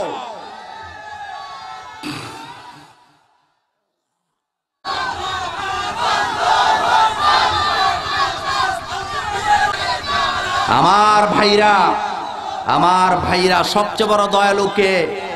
চিল্লায় বলেন সবচেয়ে বড় দয়ালু কে? রাতের বেলা আপনি কাউকে ডাকেন, উনি খুশি হবেন না। রাত 1টা বাজে 2টা বাজে যদি আপনি বন্ধুর দরজা যায় খটখট করে আওয়াজ দেন, বন্ধু দরজাটা খুলে দিয়ে দেখবে আপনাকে, জিজ্ঞেস করবে দোস্ত এত রাত্রে কেন এসেছো? আপনি বলবেন দোস্ত তোরে চাইতে আইছি। বন্ধু ধমকি দিয়ে বলবে রাত 1টা 2টা বাজে কেন আইছো? যা সকালে আইস। ঠিক না বে ঠিক?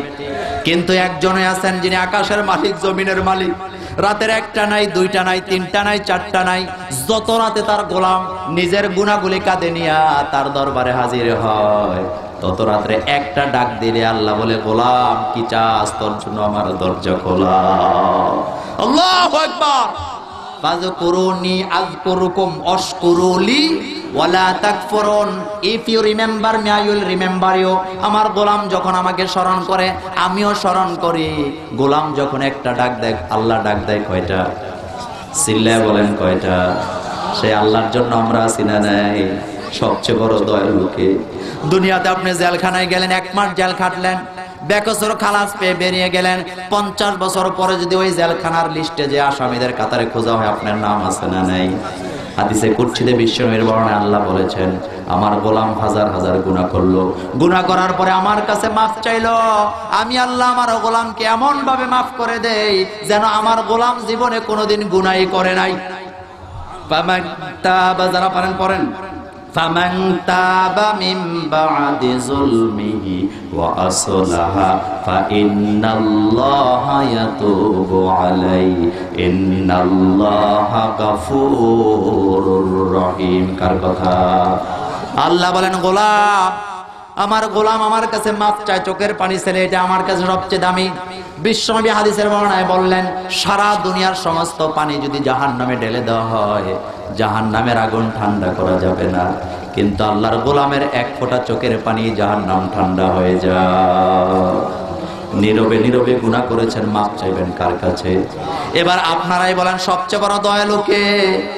আমরা জীবনে এমন এমন গুনাহ করি, বিবি যদি জানতো বিবি আমার সাথে সংসার করতে রাজি হতো না। ঠিক না বেঠিক? কিন্তু আমার আল্লাহ এতটাই দয়ালু, হাজার হাজার কোটি কোটি গুনাহ করার পরেও আল্লাহ আমাদের সাথে আছে না নাই? তাহলে সবচেয়ে বড় দয়ালু কে? পড়েন আর রহমান আল্লামাল কোরআন খলাকাল ইনসান আল্লামাহুল বায়ান। 1 নাম্বার কথাটাই বলেন আর রহমান, সবচেয়ে বড় দয়ালু কে? চিল্লায় বলেন। 2 নাম্বার কথাটা আল্লাহ বললেন আল্লামাল কোরআন, সবচেয়ে বড় দয়ালু যিনি, তিনি তোমাদের কোরআন শিখিয়েছে। কোরআন শিখেছে কে? কথা কয় না কেন? নেতা নেত্রীরা, সরকার সরাসরি শিখিয়েছেন কে? আল্লাহ বলেন আমি কোরআন শিখিয়েছি। কোরআনের শত্রু দুনিয়াতে আছে না নাই? কোরআনের কিছু মানবেন কিছু মানবেন না, হবে না কি? জোরে বলেন। পুরাটা মানা লাগবে কি লাগবে না? আমাদের দেশে কিছু কিছু মানুষ না দল সংখ্যা কম না বেশি?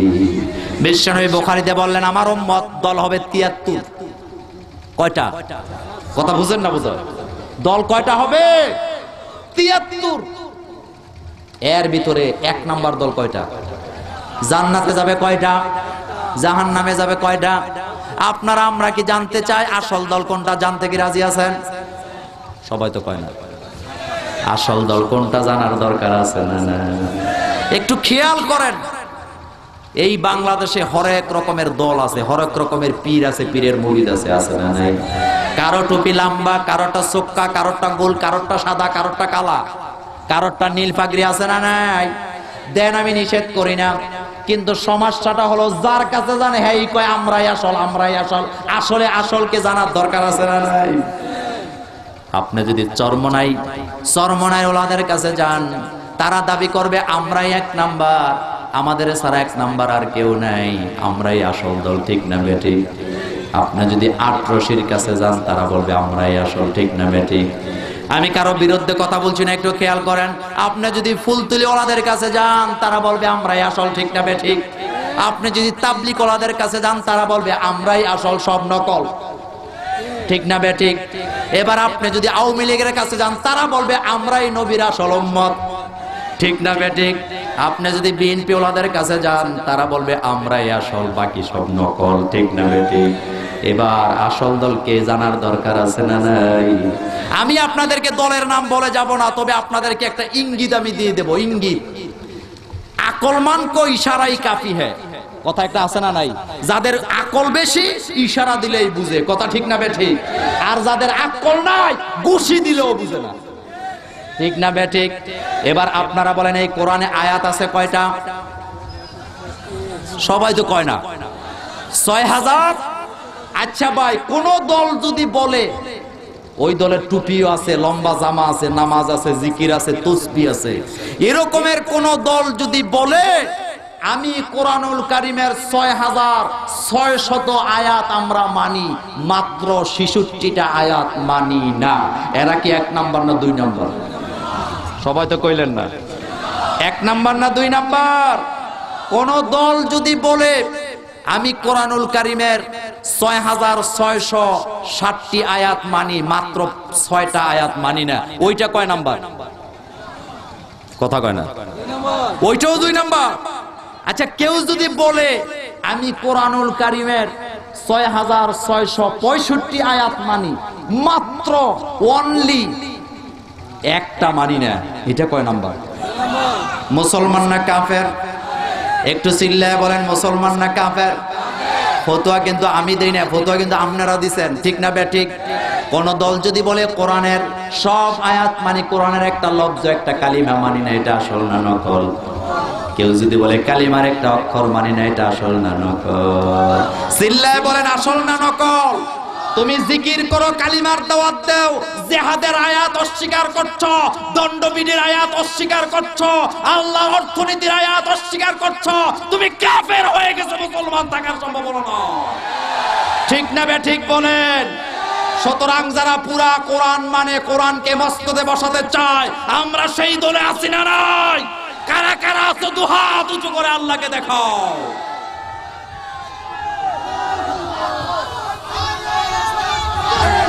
কয়টা বাজে? হ্যাঁ, কয়টা শেষ করবো? কয়টা? হাত নামান, হাত নামান, হাত নামান। আল্লাহ যেন কবুল করেন, আমরা বলি আমিন। আমি কোন দলের বিরুদ্ধে কথা বললাম নাকি? কোরআন পুরাটাই মানতে হবে, ফতোয়া কিন্তু আপনারা দিচ্ছেন, ঠিক না বেঠিক? কালকে সকাল আবার কই না উনি পেঁচ লাগাই দিয়ে গেছে, কথা ঠিক কিনা? এই কোরআন হচ্ছে কমপ্লিট কোড অফ লাইফ, মানুষের জীবন ব্যবস্থা। কে দিয়েছেন? একটা শিশু মায়ের মাতৃগর্ভ থেকে ওই কবর পর্যন্ত, হাসর পর্যন্ত যত কিছু মানুষের কারুকলাম আছে, যা কিছু আছে, সব কোরআনে আছে না নাই? নাই কি? এই কোরআন নাযিল হলো বিশ্বনবীর উপরে। বিশ্বনবী এত ভদ্র ছিলেন, নম্র ছিলেন, তার ব্যক্তিত্বের বিরোধিতা কেউ করতে পারেন নাই। কিন্তু কোরআন যখন তার উপরে আসলো, তার উপরে মায়ের আছে না নাই? তাইলে বোঝা গেল ওনার শত্রু তারা ছিল না, তারা আসলে কোরআনের শত্রু, ঠিক না বেঠিক? হাদিস নোট করেন, বুখারীতে এসেছে, আল্লাহর হাবিব মাকাম ইব্রাহিমে দাঁড়িয়ে কোরআন তেলাওয়াত করছেন, চতুর্দিকে কোরআনের আওয়াজ ছড়িয়ে যাচ্ছেন। আল্লাহ তো বলেছেন, ইজা তুলিয়াত আলাইহিম আয়াতুহু যাদাতহুম ঈমানা, আমার গোলামদের কান দিয়ে যখন কোরআনের আয়াত স্পর্শ করে ঈমান বাড়ে না কমে? আবু জহিল, আবু লাহাব, উতবা, সাইবা, মুগীরা, তাদের চিন্তা হলো মুহাম্মদ যদি এভাবে জোরে জোরে কোরআন তেলাওয়াত করে, আর এই কোরআনের আওয়াজ যদি মানুষের কানের ভিতরে ঢুকে, তাদের ঈমান বাড়বে না কমবে? তাইলে কোরআন তেলাওয়াত বন্ধ করার দরকার আছে না? পানি খেয়ে লাগলেন আবু জহিল, আবু লাহাব, উতবা, সাইবা, মুগীরা, উমাইয়ারা পানি খেয়ে নামলেন।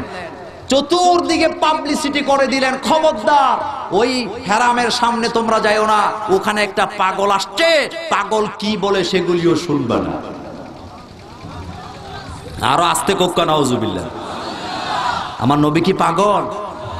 তো লোকদের কিন্তু মাথায় কিছু বুদ্ধি শুদ্ধি আছে। লোকদের চিন্তা হলো মক্কায় কত পাগল আইয়ে কত পাগল যায়, পাগলের বিরুদ্ধে নেতা নেত্রীরা লাগার কথা না।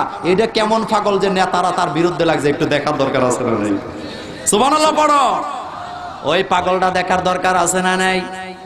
নেতারা বললেন যাইও না, তারা চিন্তা করলেন পাগলের বিরুদ্ধে কি মামলা হয় নাকি? কথা কয় না। পাগলের বিরুদ্ধে কি মামলা হয়, হামলা হয়, অভিযোগ হয়? পাগলের বিরুদ্ধে শরীয়ত নাই, নিষেধ করেছেন কে?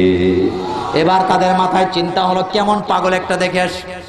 লোকেরা নেতার কথা মানতে যে কানের ভিতরে আঙ্গুল ঢুকালেন, চোখের সামনে হাত দিয়ে আস্তে আস্তে যাচ্ছেন। যেতে যেতে যখন মাকামে ইব্রাহিমের নিকটবর্তী হলেন, তারা হেরামের সামনে দেখলেন কাবাঘরের দরজার পাশে একটা লোক দাঁড়িয়ে আছে।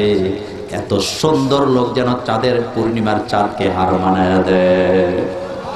আর আস্তে কোক্কা সুবহানাল্লাহ। তিনি তাকিয়ে থাকলেন। লোকদের মাথায় চিন্তা হলো পাগল তো জীবনে অনেক দেখছি, দাড়ি ঠিক থাকে না, নাক দিয়া ছাতা পরে চুলগুলি জট হয়ে থাকে, ঠিক না বেঠিক? জামা কাপড়ে ময়লা থাকে কি থাকে না? তাদের মনে মনে ঢুকছে আরে এতদিন যারে নেতা মানছে এত বড় মিথ্যাবাদী নেতা। এরকমের নেতা আমাদের বাংলাদেশ আছে না? দিনের কয় রাত, রাতের কয় দিন, আছে না? এমনও নেতা বাংলাদেশে আছে চেহারা কুত্তার মতো দেখতে। তার সামনে যদি মাইক ধরেন আর বলেন নেতাজি 3 ঘন্টা বক্তৃতা দিবা, 3 ঘন্টার ভিতরে 3টা সত্য কথা বলবা না, 3 ঘন্টা বক্তৃতা দিয়া ফার্স্ট ডিভিশনের পাস করে, এরকমের নেতা আছে না?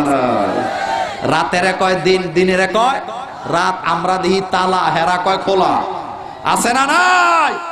লোকদের মাথায় চিন্তা হলো আবু জাহেল আবু লাহাবকে এতদিন নেতা মানতাম, এত বড় মিথ্যাবাদী নেতা। পাগলের তো জামা কাপড়ে ঠিক থাকে না, এটা আবার কেমন পাগল? সুবহানাল্লাহ। তাদের চিন্তা হলো এই পাগল কি কয় একটু শোনার দরকার আছে না নাই? পাগল তো নিজের কথা বলেন না, পাগল এর কান, পাগলের মুখ থেকে কোরআনের তেলাওয়াত আছে না নাই? আপনারা বলেন আব্দুর রহমান সুদাইসি যখন তেলাওয়াত করে মজা কম লাগে না বেশি লাগে? কথা কোন? আপনারা যারা হজ করেছেন আপনাদের মনে আছে, আমি যতবারই মক্কায় যাই মাগরিব এবং ফজরের নামাজের সময় আমি ব্যক্তিগতভাবে আশায় থাকি, ইস নামাজটা যদি আব্দুর রহমান সুদাইসি পড়াতেন। তিনি যখন নামাজে কেরাত পড়েন মনে হয় যেন টপ টপ করে আকাশ থেকে আল্লাহর কোরআন নাযিল হচ্ছে। সুবহানাল্লাহ। এই কোরআনের সাথে বেয়াদবি করে এরকমের কুত্তা বিলাই আছে না নাই? এদের সাথে আমাদের কোনো সম্পর্ক? কথা বলেন সম্পর্ক? লোকদের চিন্তা হলো লোকটা কি বলে একটু শুনি। আব্দুর রহমান সুদাইসি বিশ্বনবীর উম্মত, তার কণ্ঠে যদি তেলাওয়াত এত মজা লাগে, বিশ্বনবীর কণ্ঠে না জানি কত মজা। লোকেরা নিজেদের কান থেকে আঙ্গুল সরালেন, কোরআনের তেলাওয়াত তাদের কান দিয়ে ঢুকে কলিজায় আঘাত করলেন। যখন এই কলিজায় আঘাত করলেন তাদের হৃদয়ের ঈমানটা বাড়ায় দিলেন কে? তাদের চোখ থেকে পানি পড়তেছে। আরে এত সুন্দর কথা যিনি বলেন তার কথাগুলি তো কোনোদিন মিথ্যা হতে পারে না, তিনি তো পাগল হতে পারে না। আপনারাই বলেন কোরআন শিখিয়েছেন কে? দুনিয়ার কারো কাছ থেকে আমরা কোরআন নেই নাই, দুনিয়ার কোন নেতা নেত্রীর মাথা থেকে আল্লাহ কোরআন বের করেন নাই, কোন সাহিত্যিকের মাথা থেকে আল্লাহ কোরআন বের করেন নাই। কোরআনটা নাজিল করেছেন কে? বাল হুয়া কুরআনুম মাজিদ। পড়েন বাল হুয়া কুরআনুম মাজিদুন ফি লাওহিম মাহফুজ। আলহামদুলিল্লাহ পড়েন। এই কোরআন আল্লাহ আমাদের শিখালেন। এই কোরআন এমন এক যুগে আল্লাহ নাজিল করলেন যেই যুগটি ছিল সাহিত্যের যুগ। কিসের যুগ? এখন হলো ফেসবুকের যুগ। কিসের? আপনারা যারা 90 দশকে যারা মেট্রিক পাস করেছেন তারা বলতে পারেন ওই যুগটা ছিল উপন্যাসের যুগ, ঠিক না বেঠিক? কাসেম বিন আবু বকর, এমডি মুরাদ, মাসুদ রানার সিরিজ মনে আছে না? পোলাপাইনে শুধু উপন্যাস পড়তো। এখনকার যুগের পোলাপাইনকে যদি আমি উপন্যাস দেই, হ্যাঁ কি পড়বো? হ্যাঁ বলবে হুজুর এই উপন্যাস পড়ার আমার দরকার নেই, আপনি আমারে ফেসবুক দেন, ফেসবুক চালাই, ঠিক না বেঠিক? এই কোরআন যেই যুগে আল্লাহ নাযিল করলেন ওই যুগ ছিল সাহিত্যের যুগ। লোকেরা কবিতা রচনা করে, গল্প রচনা করে পিলারে লটকাই দিয়া চ্যালেঞ্জ করতেন, পারলে আমারটার মতো একটা বানাও। সবাই সবারটা চ্যালেঞ্জ করেন, কিন্তু কোরআন একটা সাহিত্য হিসাবে নাযিল করেছেন কে? কথা কয় না। কে দিয়েছেন? এক পর্যায়ে তাদের মাথায় ঢুকলো মুহাম্মদ সাল্লাল্লাহু আলাইহি ওয়াসাল্লাম কোন স্কুল কলেজে পড়ে নাই, তার তো কোনো ডিগ্রিও নাই, এই লোকটা এমন এমন রচনা কেমনে করে, নিশ্চয়ই এগুলি কবির ভাষা। আল্লাহ জানায় দিলেন এটা কবির ভাষা নয়। এবার তারা বললেন এটা বোধহয় জিনের আসরের কথা। আল্লাহ বললেন না, এটা জিনের কথা নয়। আল্লাহ নিজেই বলেন ইন কুনতুম ফি রাইবিম মিম্মা নাযালনা আলা আবদিনা ফাতু বিসূরাতিম মিন মিসলি আদউ শুহাদাআকুম মিন দুনিল্লাহি ইন কুনতুম সাদিকিন। কার কথা? আল্লাহ বলেন if you doubt about the holy Quran you will go and make a surah. তোমরা যদি আমার কোরআনের ব্যাপারে সন্দেহ পোষণ করো, আমার কোরআনের মতো ছোট্ট একটা সূরা বানায় নিয়ে আসো। পারবে বোধহয়? যারা বলেন নাই তারা কি বুঝাইতে চাইলেন? পারবে নাকি? চেষ্টা করতে শুরু করলেন। এই চ্যালেঞ্জ পাওয়ার পর রাতের বেলা ঘুম নাই, দিনের বেলা খাওয়া নাই, চেষ্টা করতেছে সারাক্ষণ কোরআনের মতো বানাবে। আয়াত লিখতে যায় তারা দেখতে পায় আগা মিললে গোড়া মিলে না, গোড়া মিললে। কথা বুঝেন না? মুরব্বীদের ভাষা, কুমিল্লার কথা আপনারা কি বলেন জানি না। কুমিল্লাতে কোন পোলা পাইন যদি বেশি ফড়র ফড়র করে তো মুরব্বীরা ধমকি দিয়ে এই বেটা চুপ কর, একটা চুল ছিঁড়া দিলে আগা কোনটা গোড়া কোনটা বুঝবি না, আবার বাহাদুরি দেয়া আছে। আপনারাও বলেন? হ্যাঁ বলেন না? এখন ওনারা সাহিত্যিক বড় বড় ডক্টর ডিগ্রি নেন না, কোরআনের মতো করে আয়াত বানাবেন। লিখতে যায় দেখে আগা মিললে গোড়া মিলে না, গোড়া মিললে আগা। কিন্তু আপনারা বলেন কোরআনের প্রতিটি আয়াতের মিল আছে না নেই? কি সুন্দর মিল আল্লাহ দিলেন। দেখেন ইজাস সামাউন ফাতারাত, পড়েন ইজাস সামাউন ফাতারাত ওয়া ইজাল কাওয়াকিবুন তাসারাত ওয়া ইজাল বিহারু ফুজ্জিরাত ওয়া ইজাল কুবুরু বুসিরাত আলিমাত নাফসুম মা কদ্দামাত ওয়া আখখারাত। সবগুলি আয়াতের শেষে তা আছে না নাই? কথা কয় না? তা আছে না নাই? আবার আমরা আজকে যেই সূরাটা তেলাওয়াত করছি এখানেও দেখেন কি সুন্দর মিল। আর রহমান, পড়েন আর রহমান আল্লামাল কুরআন খলাকাল ইনসান আল্লামাহুল বায়ান। সবগুলি আয়াতের পরে নুন আছে না নাই? মিলিয়ে মিলিয়ে নাজিল করেছেন কে? এবার তারা যখনই আগা গোড়া মিলাতে পারেন না, সর্বশেষ মক্কার বড় বড় সাহিত্যিকেরা, কবিরা নিজেরাই কাগজে লিখে দিলেন হাজা লাইসা মিন কালামিল বাশার। এটা কো দুনিয়ার মানুষের কালাম হতে পারে না, এটা অবশ্যই কার কালাম? জোরে বলে। এই কোরআনের বিরোধিতা যারা করছো তারা আসলে মোল্লাদের বিরোধিতা করছো না, সরাসরি আকাশ আর জমিনের মালিকের বিরোধিতাই করছো। ঠিক কিনা বলেন? সুতরাং কোরআন আমাদের কে শিখিয়েছেন? আরো জোরে বলেন। আমি নিজে কোরআন শিখবো, আমার ছেলে মেয়েকে পড়াবো, রাজি আছি না নাই? কি সুন্দর কথা বিশ্বনে বলেন মান কারা আল কোরআন ফাস্তাযহারাহু ফাহাল্লা হালালাহু হারামা হারামাহু ফাআদখালাহুল্লাহুল জান্নাহ। কোরআন যারা পড়বে, কোরআন যারা জীবনের সাথে লাগাবে, কোরআনকে যারা হালাল বলে মানবে, হারামগুলিকে ছেড়ে দিবে, আল্লাহ বলেন আমার দায়িত্ব হলো ওই গোলামকে আমি জান্নাতে ঢুকায়া দেব। তাহলে আপনারাই বলেন সবচেয়ে বড় দয়ালু কে? কোরআন শিখিয়েছেন কে? এবার তেলাওয়াত করেন আর রহমান। মুখস্থ হচ্ছে তো? পড়েন আর রহমান আল্লামাল কুরআন খলাকাল ইনসান আল্লামাহুল বায়ান। দুটি আয়াত বললাম। কয়টি আয়াত? আর রহমান সবচেয়ে বড় দয়ালু কে? যারা ডাকে তাদেরও খাওয়ান, যারা ডাকে না তাদেরকেও খাওয়ান। 2 নাম্বার বললাম আল্লামাল কোরআন। এই কোরআন মৌলবীরা শিখায় নাই, এই কোরআন শিখিয়েছে আকাশ আর জমিনের মালিক। কে শিখিয়েছেন? এবার আসেন পরের 2টি আয়াত আমরা শুনবো। এই 2টি আয়াত একটু কঠিন কঠিন কথা আল্লাহ বললেন। শুনতে কি রাজি আছেন? 3 নাম্বার আয়াতে আল্লাহ বললেন খলাকাল ইনসান, মানুষ বানাইছেন কে? একটা সিস্টেম পদ্ধতিতে আল্লাহ বানালেন। আমরা জানতে চাইলাম আল্লাহ কোন পদ্ধতিতে আপনি মানুষ বানিয়েছেন? আল্লাহ কি সুন্দর ব্যাখ্যা দিলেন। ইয়া আইয়ুহান নাস তাকু রাব্বাকুমুল্লাযী খলাকাকুম মিন নাফসিন ওয়াহিদা ওয়া খলাকা মিনহা যাওজাহা ওয়া বাসসা মিনহুমা রিজালান কাসীরান ওয়া নিসা। কার কথা? আল্লাহ বলেন আমি মানুষ বানালাম প্রথমে একজন। কয়জন? ওই একজনের নাম কি? কথা কয় না। আপনাদের মনে আছে আদম আলাইহিস সালামকে যখন আল্লাহ বানাবেন, বানাবার আগে ফেরেশতাদেরকে নিয়ে বিরাট বড় একটা মিটিং করলেন কি করলেন না? ওয়াইদ ক্বালা রাব্বুকা লিল মালাইকাতি, ফেরেশতাদের উদ্দেশ্যে বক্তব্য দিলেন। আল্লাহ বললেন ইন্নী জাইলুন ফিল আরদি খলিফা, আমি জমিনের জন্য খলিফা বানাবো। আপনারাই বলেন জমিন কি জান্নাতে হয় না দুনিয়াতে হয়? কথা কয় না। জমিন কি জান্নাতে হয় না দুনিয়াতে হয়?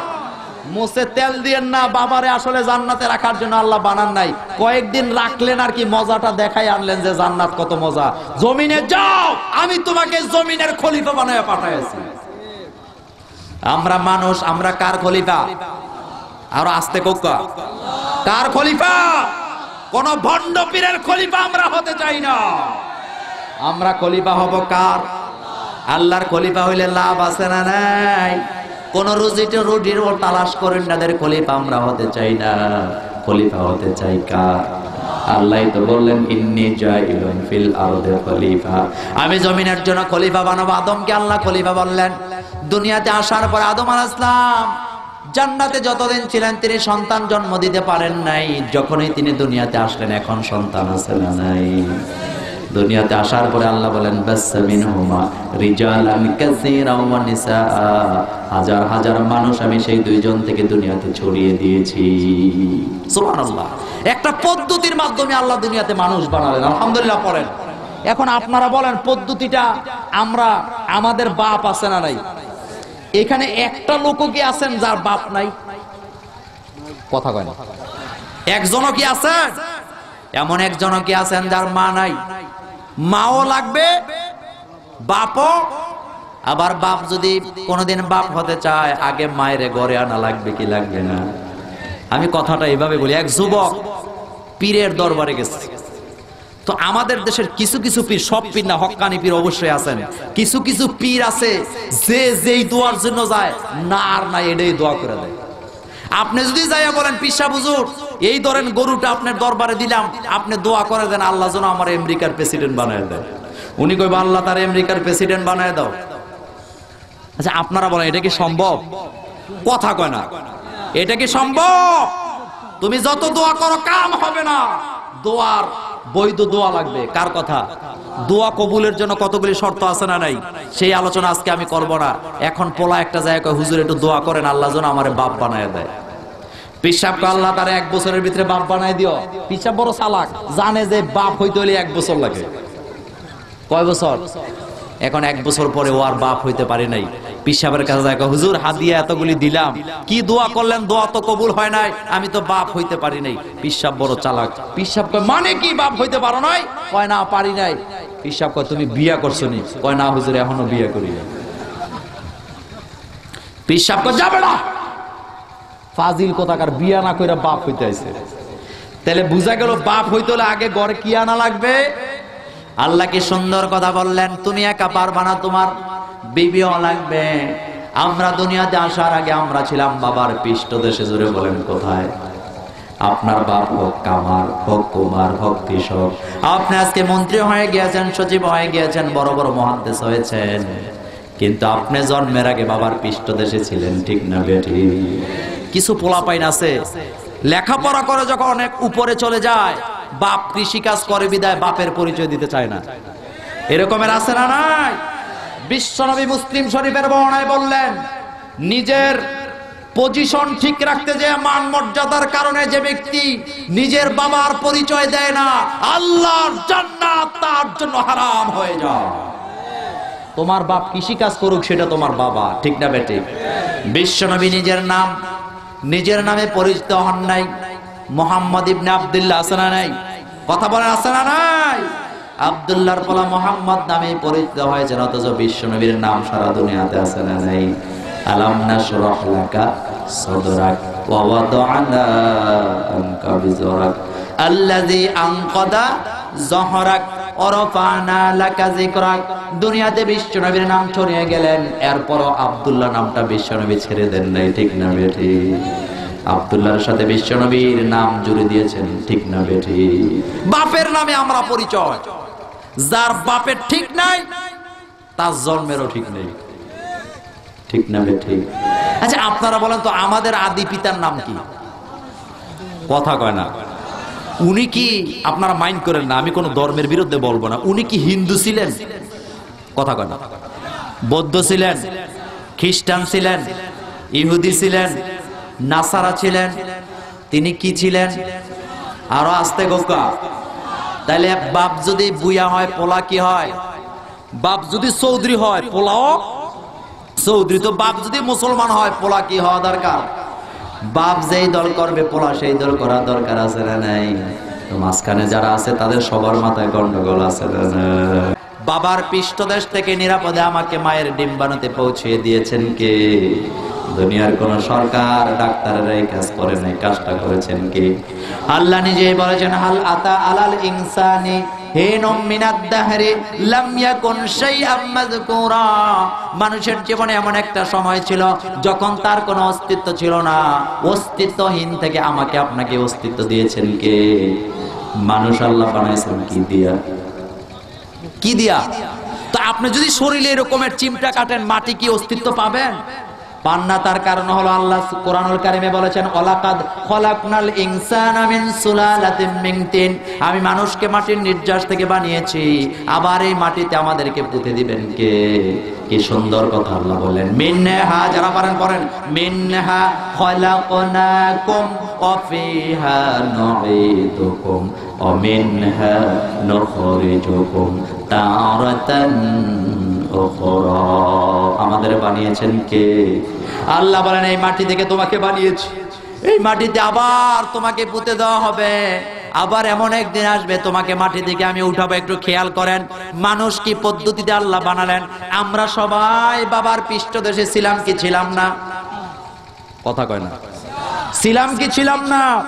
আজকের চিকিৎসা বিজ্ঞানীরা আল্লাহর সেই কথাটা স্বীকার করে নিয়েছেন। আল্লাহ সূরা মুমিনুর ভিতরে বলেছেন, ওয়ালাকাদ খলাকনাল ইনসানা মিন সুলালাতিন মিন তিন। কার কথা? আমরা বাবার পৃষ্ঠদেশে ছিলাম। চিকিৎসা বিজ্ঞানীরা বলেছেন, একজন বাপ মায়ের সাথে যখন মিলন ঘটান তখন বাবার শুক্রাণু মায়ের ডিম্বাণুর সাথে একসাথে হয়ে তারপরে মানুষ তৈরি হয়। ঠিক না বেঠিক? আর আল্লাহ বললেন, আমি তোমার বাবার পৃষ্ঠদেশ থেকে নিরাপদে তোমাকে তোমার মায়ের পেটে সুরক্ষিত জায়গায় পৌঁছিয়ে দিয়েছি। সুবহানাল্লাহ কইতে ইচ্ছে হলো না ভাইরা? এই বাবারা পুরুষেরা যে শুক্রাণু রিলিজ করে দেন মায়ের ফিলিপিয়ান টিউবের ভিতরে, একজন পুরুষ একটা মানুষ সৃষ্টি হওয়ার জন্য একটা মাত্র শুক্রাণু দরকার, কিন্তু একজন পুরুষ যখন শুক্রাণু রিলিজ করেন 2 লক্ষ কোটি শুক্রাণু একসাথে রিলিজ করে দেয়। সুবহানাল্লাহ কইতে ইচ্ছে হলো না ভাইরা? কয় লক্ষ? চিকিৎসা বিজ্ঞানীরা বলেছেন এক একটা শুক্রাণু এক একটা মানুষ। সুবহানাল্লাহ পড়ো। এক একটা শুক্রাণু।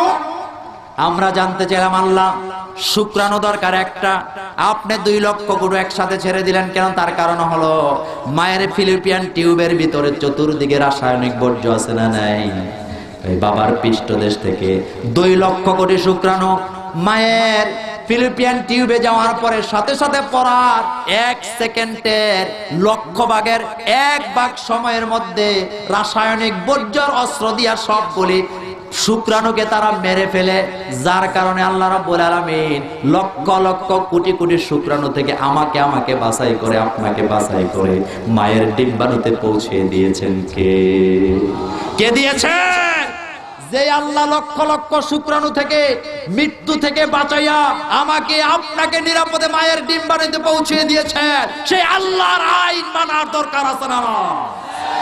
শুধু নাস্তিকেরাই আমার আল্লাহকে অস্বীকার করতে পারে। 1.5 টাকার, আমাদের ভাষায়, আমাদের দেশের ভাষায় বলে 1.5 টাকার পুঁজি নাই নারায়ণগঞ্জের খেপবায়। আদা বেহারি জাহাজের খবর। ঠিক না বেঠিক? ঢাকা শহরের ইউনিভার্সিটির পেছন দিয়া 2 দিন ঘুরে ঘুরে এরপরে কয় there is no God, unseen is nothing. এরকমের ঢাকায় চোর আছে না নাই? কথা বলো, আছে না নাই? আল্লাহ বলেন, তোমার বাবার পৃষ্ঠদেশ থেকে আমি তোমাকে নিরাপদে তোমার মায়ের ডিম্বাণুতে পৌঁছিয়ে দিয়েছি। আমি যদি তোমাকে না পৌঁছাতাম, পৃথিবীর কোন সরকার, কোন ডাক্তার তোমাকে সেখানে পৌঁছাতে পারতো না। ফি করারিম মাকিন, একটি ইনসেনটিভ কেয়ার ইউনিট, সুরক্ষিত জায়গায় আমি তোমাকে পৌঁছে দিয়েছি। সুবহানাল্লাহ বলো। শুক্রাণুর আকার, চিকিৎসা বিজ্ঞানীরা শুক্রাণুর আকারের ব্যাপারে তারা ব্যাখ্যা দিয়েছেন।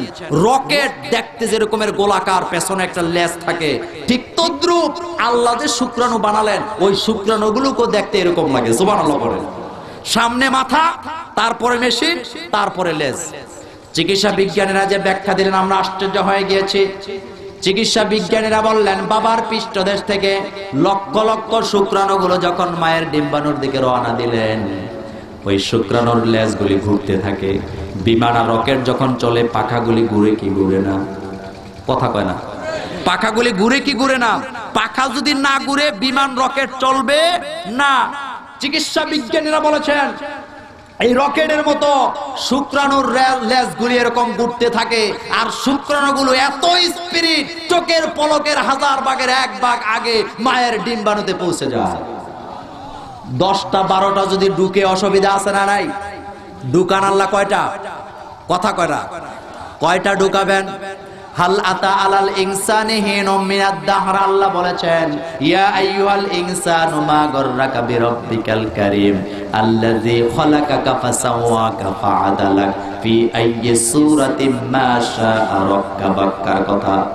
আমাদেরকে সুন্দর আকার দিলেন। চিকিৎসা বিজ্ঞানীরা বললেন হাজার হাজার লক্ষ লক্ষ শুক্রাণু মায়ের ডিম্বাণুর দিকে রওনা দিলেন। এজন্য দৌড় প্রতিযোগিতা।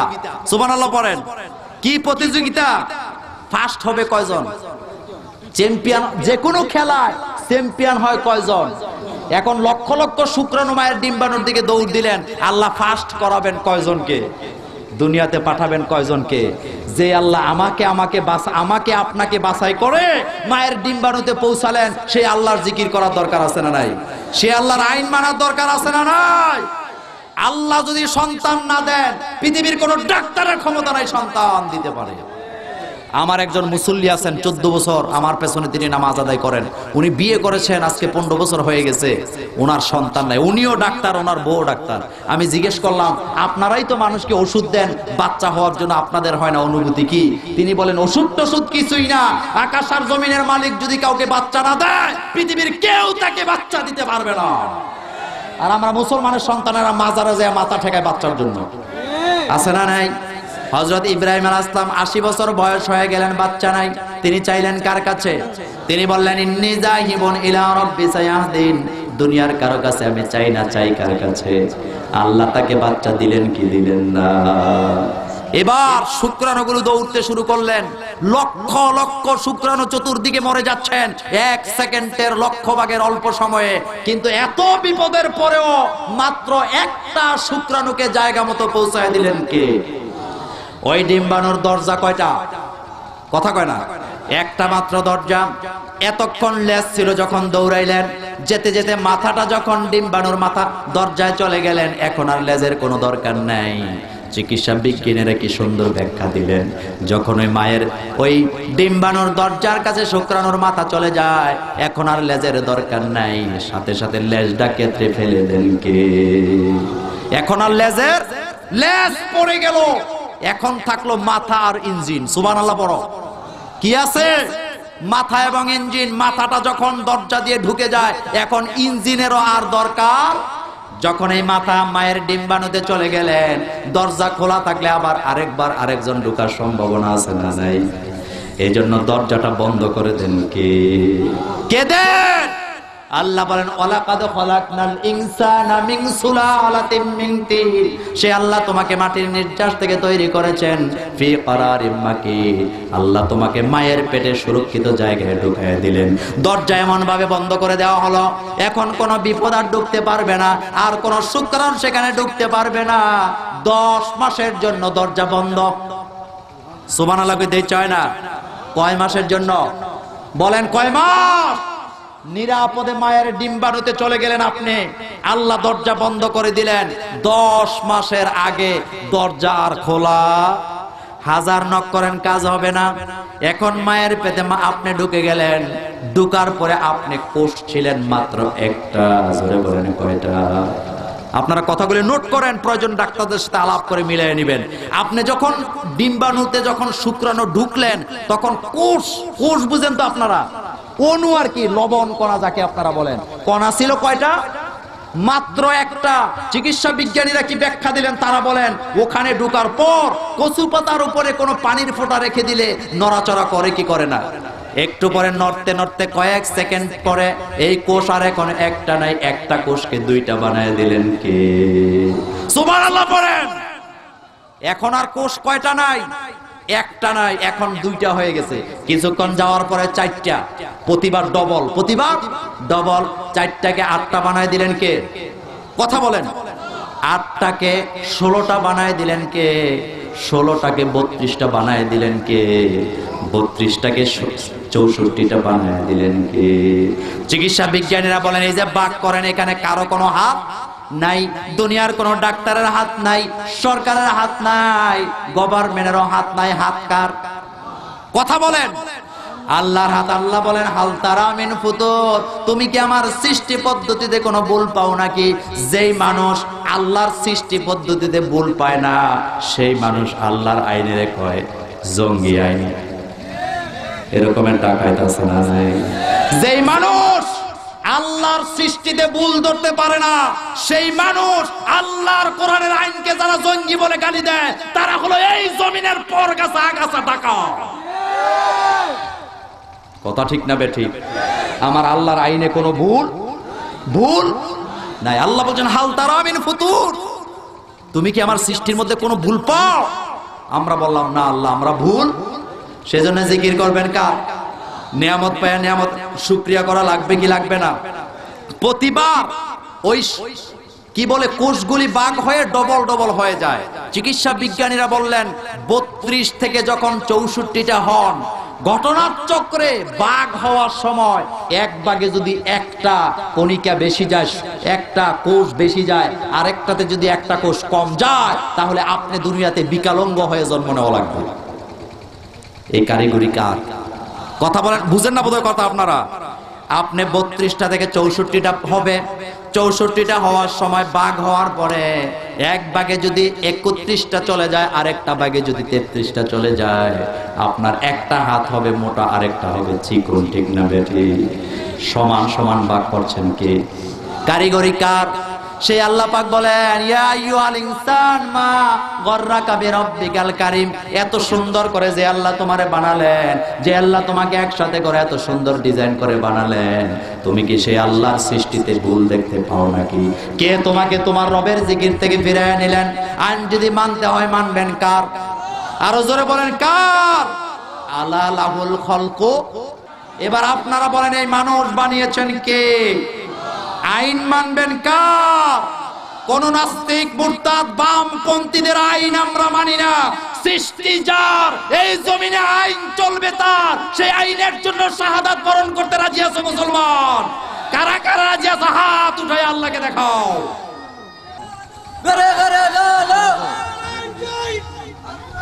হাত নামান, হাত নামান। এবার বলেন সৃষ্টি কার? কথা বলেন কার? আইন চলবে কার?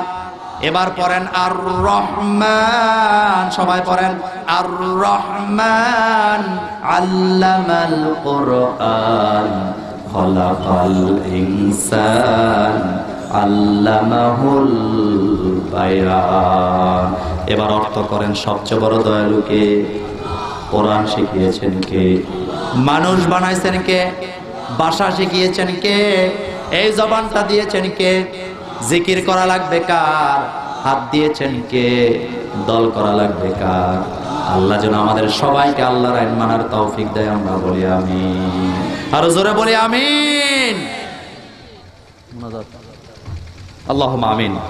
রব্বানা যালামনা আনফুসানা ওয়া ইল্লাম তাগফির লানা ওয়া তারহামনা লানাকুনান্না মিনাল খাসিরিন। রব্বানা লা তুযিগ কুলুবানা বাদা ইয হাদাইতানা وهب لنا من لدنك رحمة إنك أنت الوهاب। আয় আল্লাহ তাআলা আরশে আযীম থেকে নজর করে দেখেন, বর্ণি ইসলামিক ফোরামের উদ্যোগে 2 দিন ব্যাপী তাফসীরুল কোরআনের মাহফিলের প্রথম দিনে আমরা আপনার দরবারে হাত তুলেছি। মেহেরবানি করে আমাদের মাহফিল আপনি কবুল করেন। এই মাহফিলের শুরু থেকে পর্যন্ত যত কোরআনুল কারীমের আয়াত তেলাওয়াত করা হয়েছে, দুরূদ সালাম জিকির আজকার করা হয়েছে, আদিয়াটুকুন সোনার মদিনায় নবী পাকের রওজা মুবারকে পৌঁছিয়ে দেয়।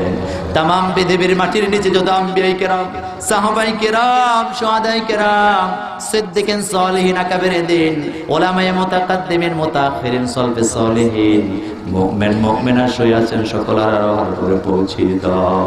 আমাদের মুরব্বী, আমাদের উস্তাদ, আমাদের দাদা দাদি, নানা নানি, আত্মীয় স্বজন, পাড়া প্রতিবেশী থেকে যারা এই কবরে চলে গেছে, আল্লাহ কবরগুলিকে জান্নাতের টুকরা বানায় দাও। আমরা যারা হাত তুলেছি, আমাদের মধ্য থেকে আব্বা আম্মা যাদের দুনিয়া থেকে বিদায় হয়ে গেছে, আল্লাহ আমাদের আব্বা আম্মার কবরটাকে জান্নাতের টুকরা বানিয়ে দাও। রব্বির হামহুমা কামা রব্বায়ানি সগীরা। পড়েন সবাই, রব্বির হামহুমা কামা রব্বায়ানি সগীরা। আল্লাহ তামাম পৃথিবীর মুসলমানের গুনাহ মাফ করে দাও। বাংলাদেশ থেকে যত লোক বিদেশে আছে তাদের উপরে তুমি রহম করো। আয় আল্লাহ তাআলা আজকের মাহফিলকে কবুল করো। কতগুলি যুবক কষ্ট করে এত বড় আয়োজন করলেন, আল্লাহ আমার কামালের মতো যে সমস্ত যুবকেরা কষ্ট করে এত সুন্দর 2 দিনের মাহফিলের আয়োজন করলেন, এই যুবকগুলির জীবনের গুনাহ তুমি মাফ করে দাও। যুবকগুলিকে খাব্বাবের সাথে কবুল করো।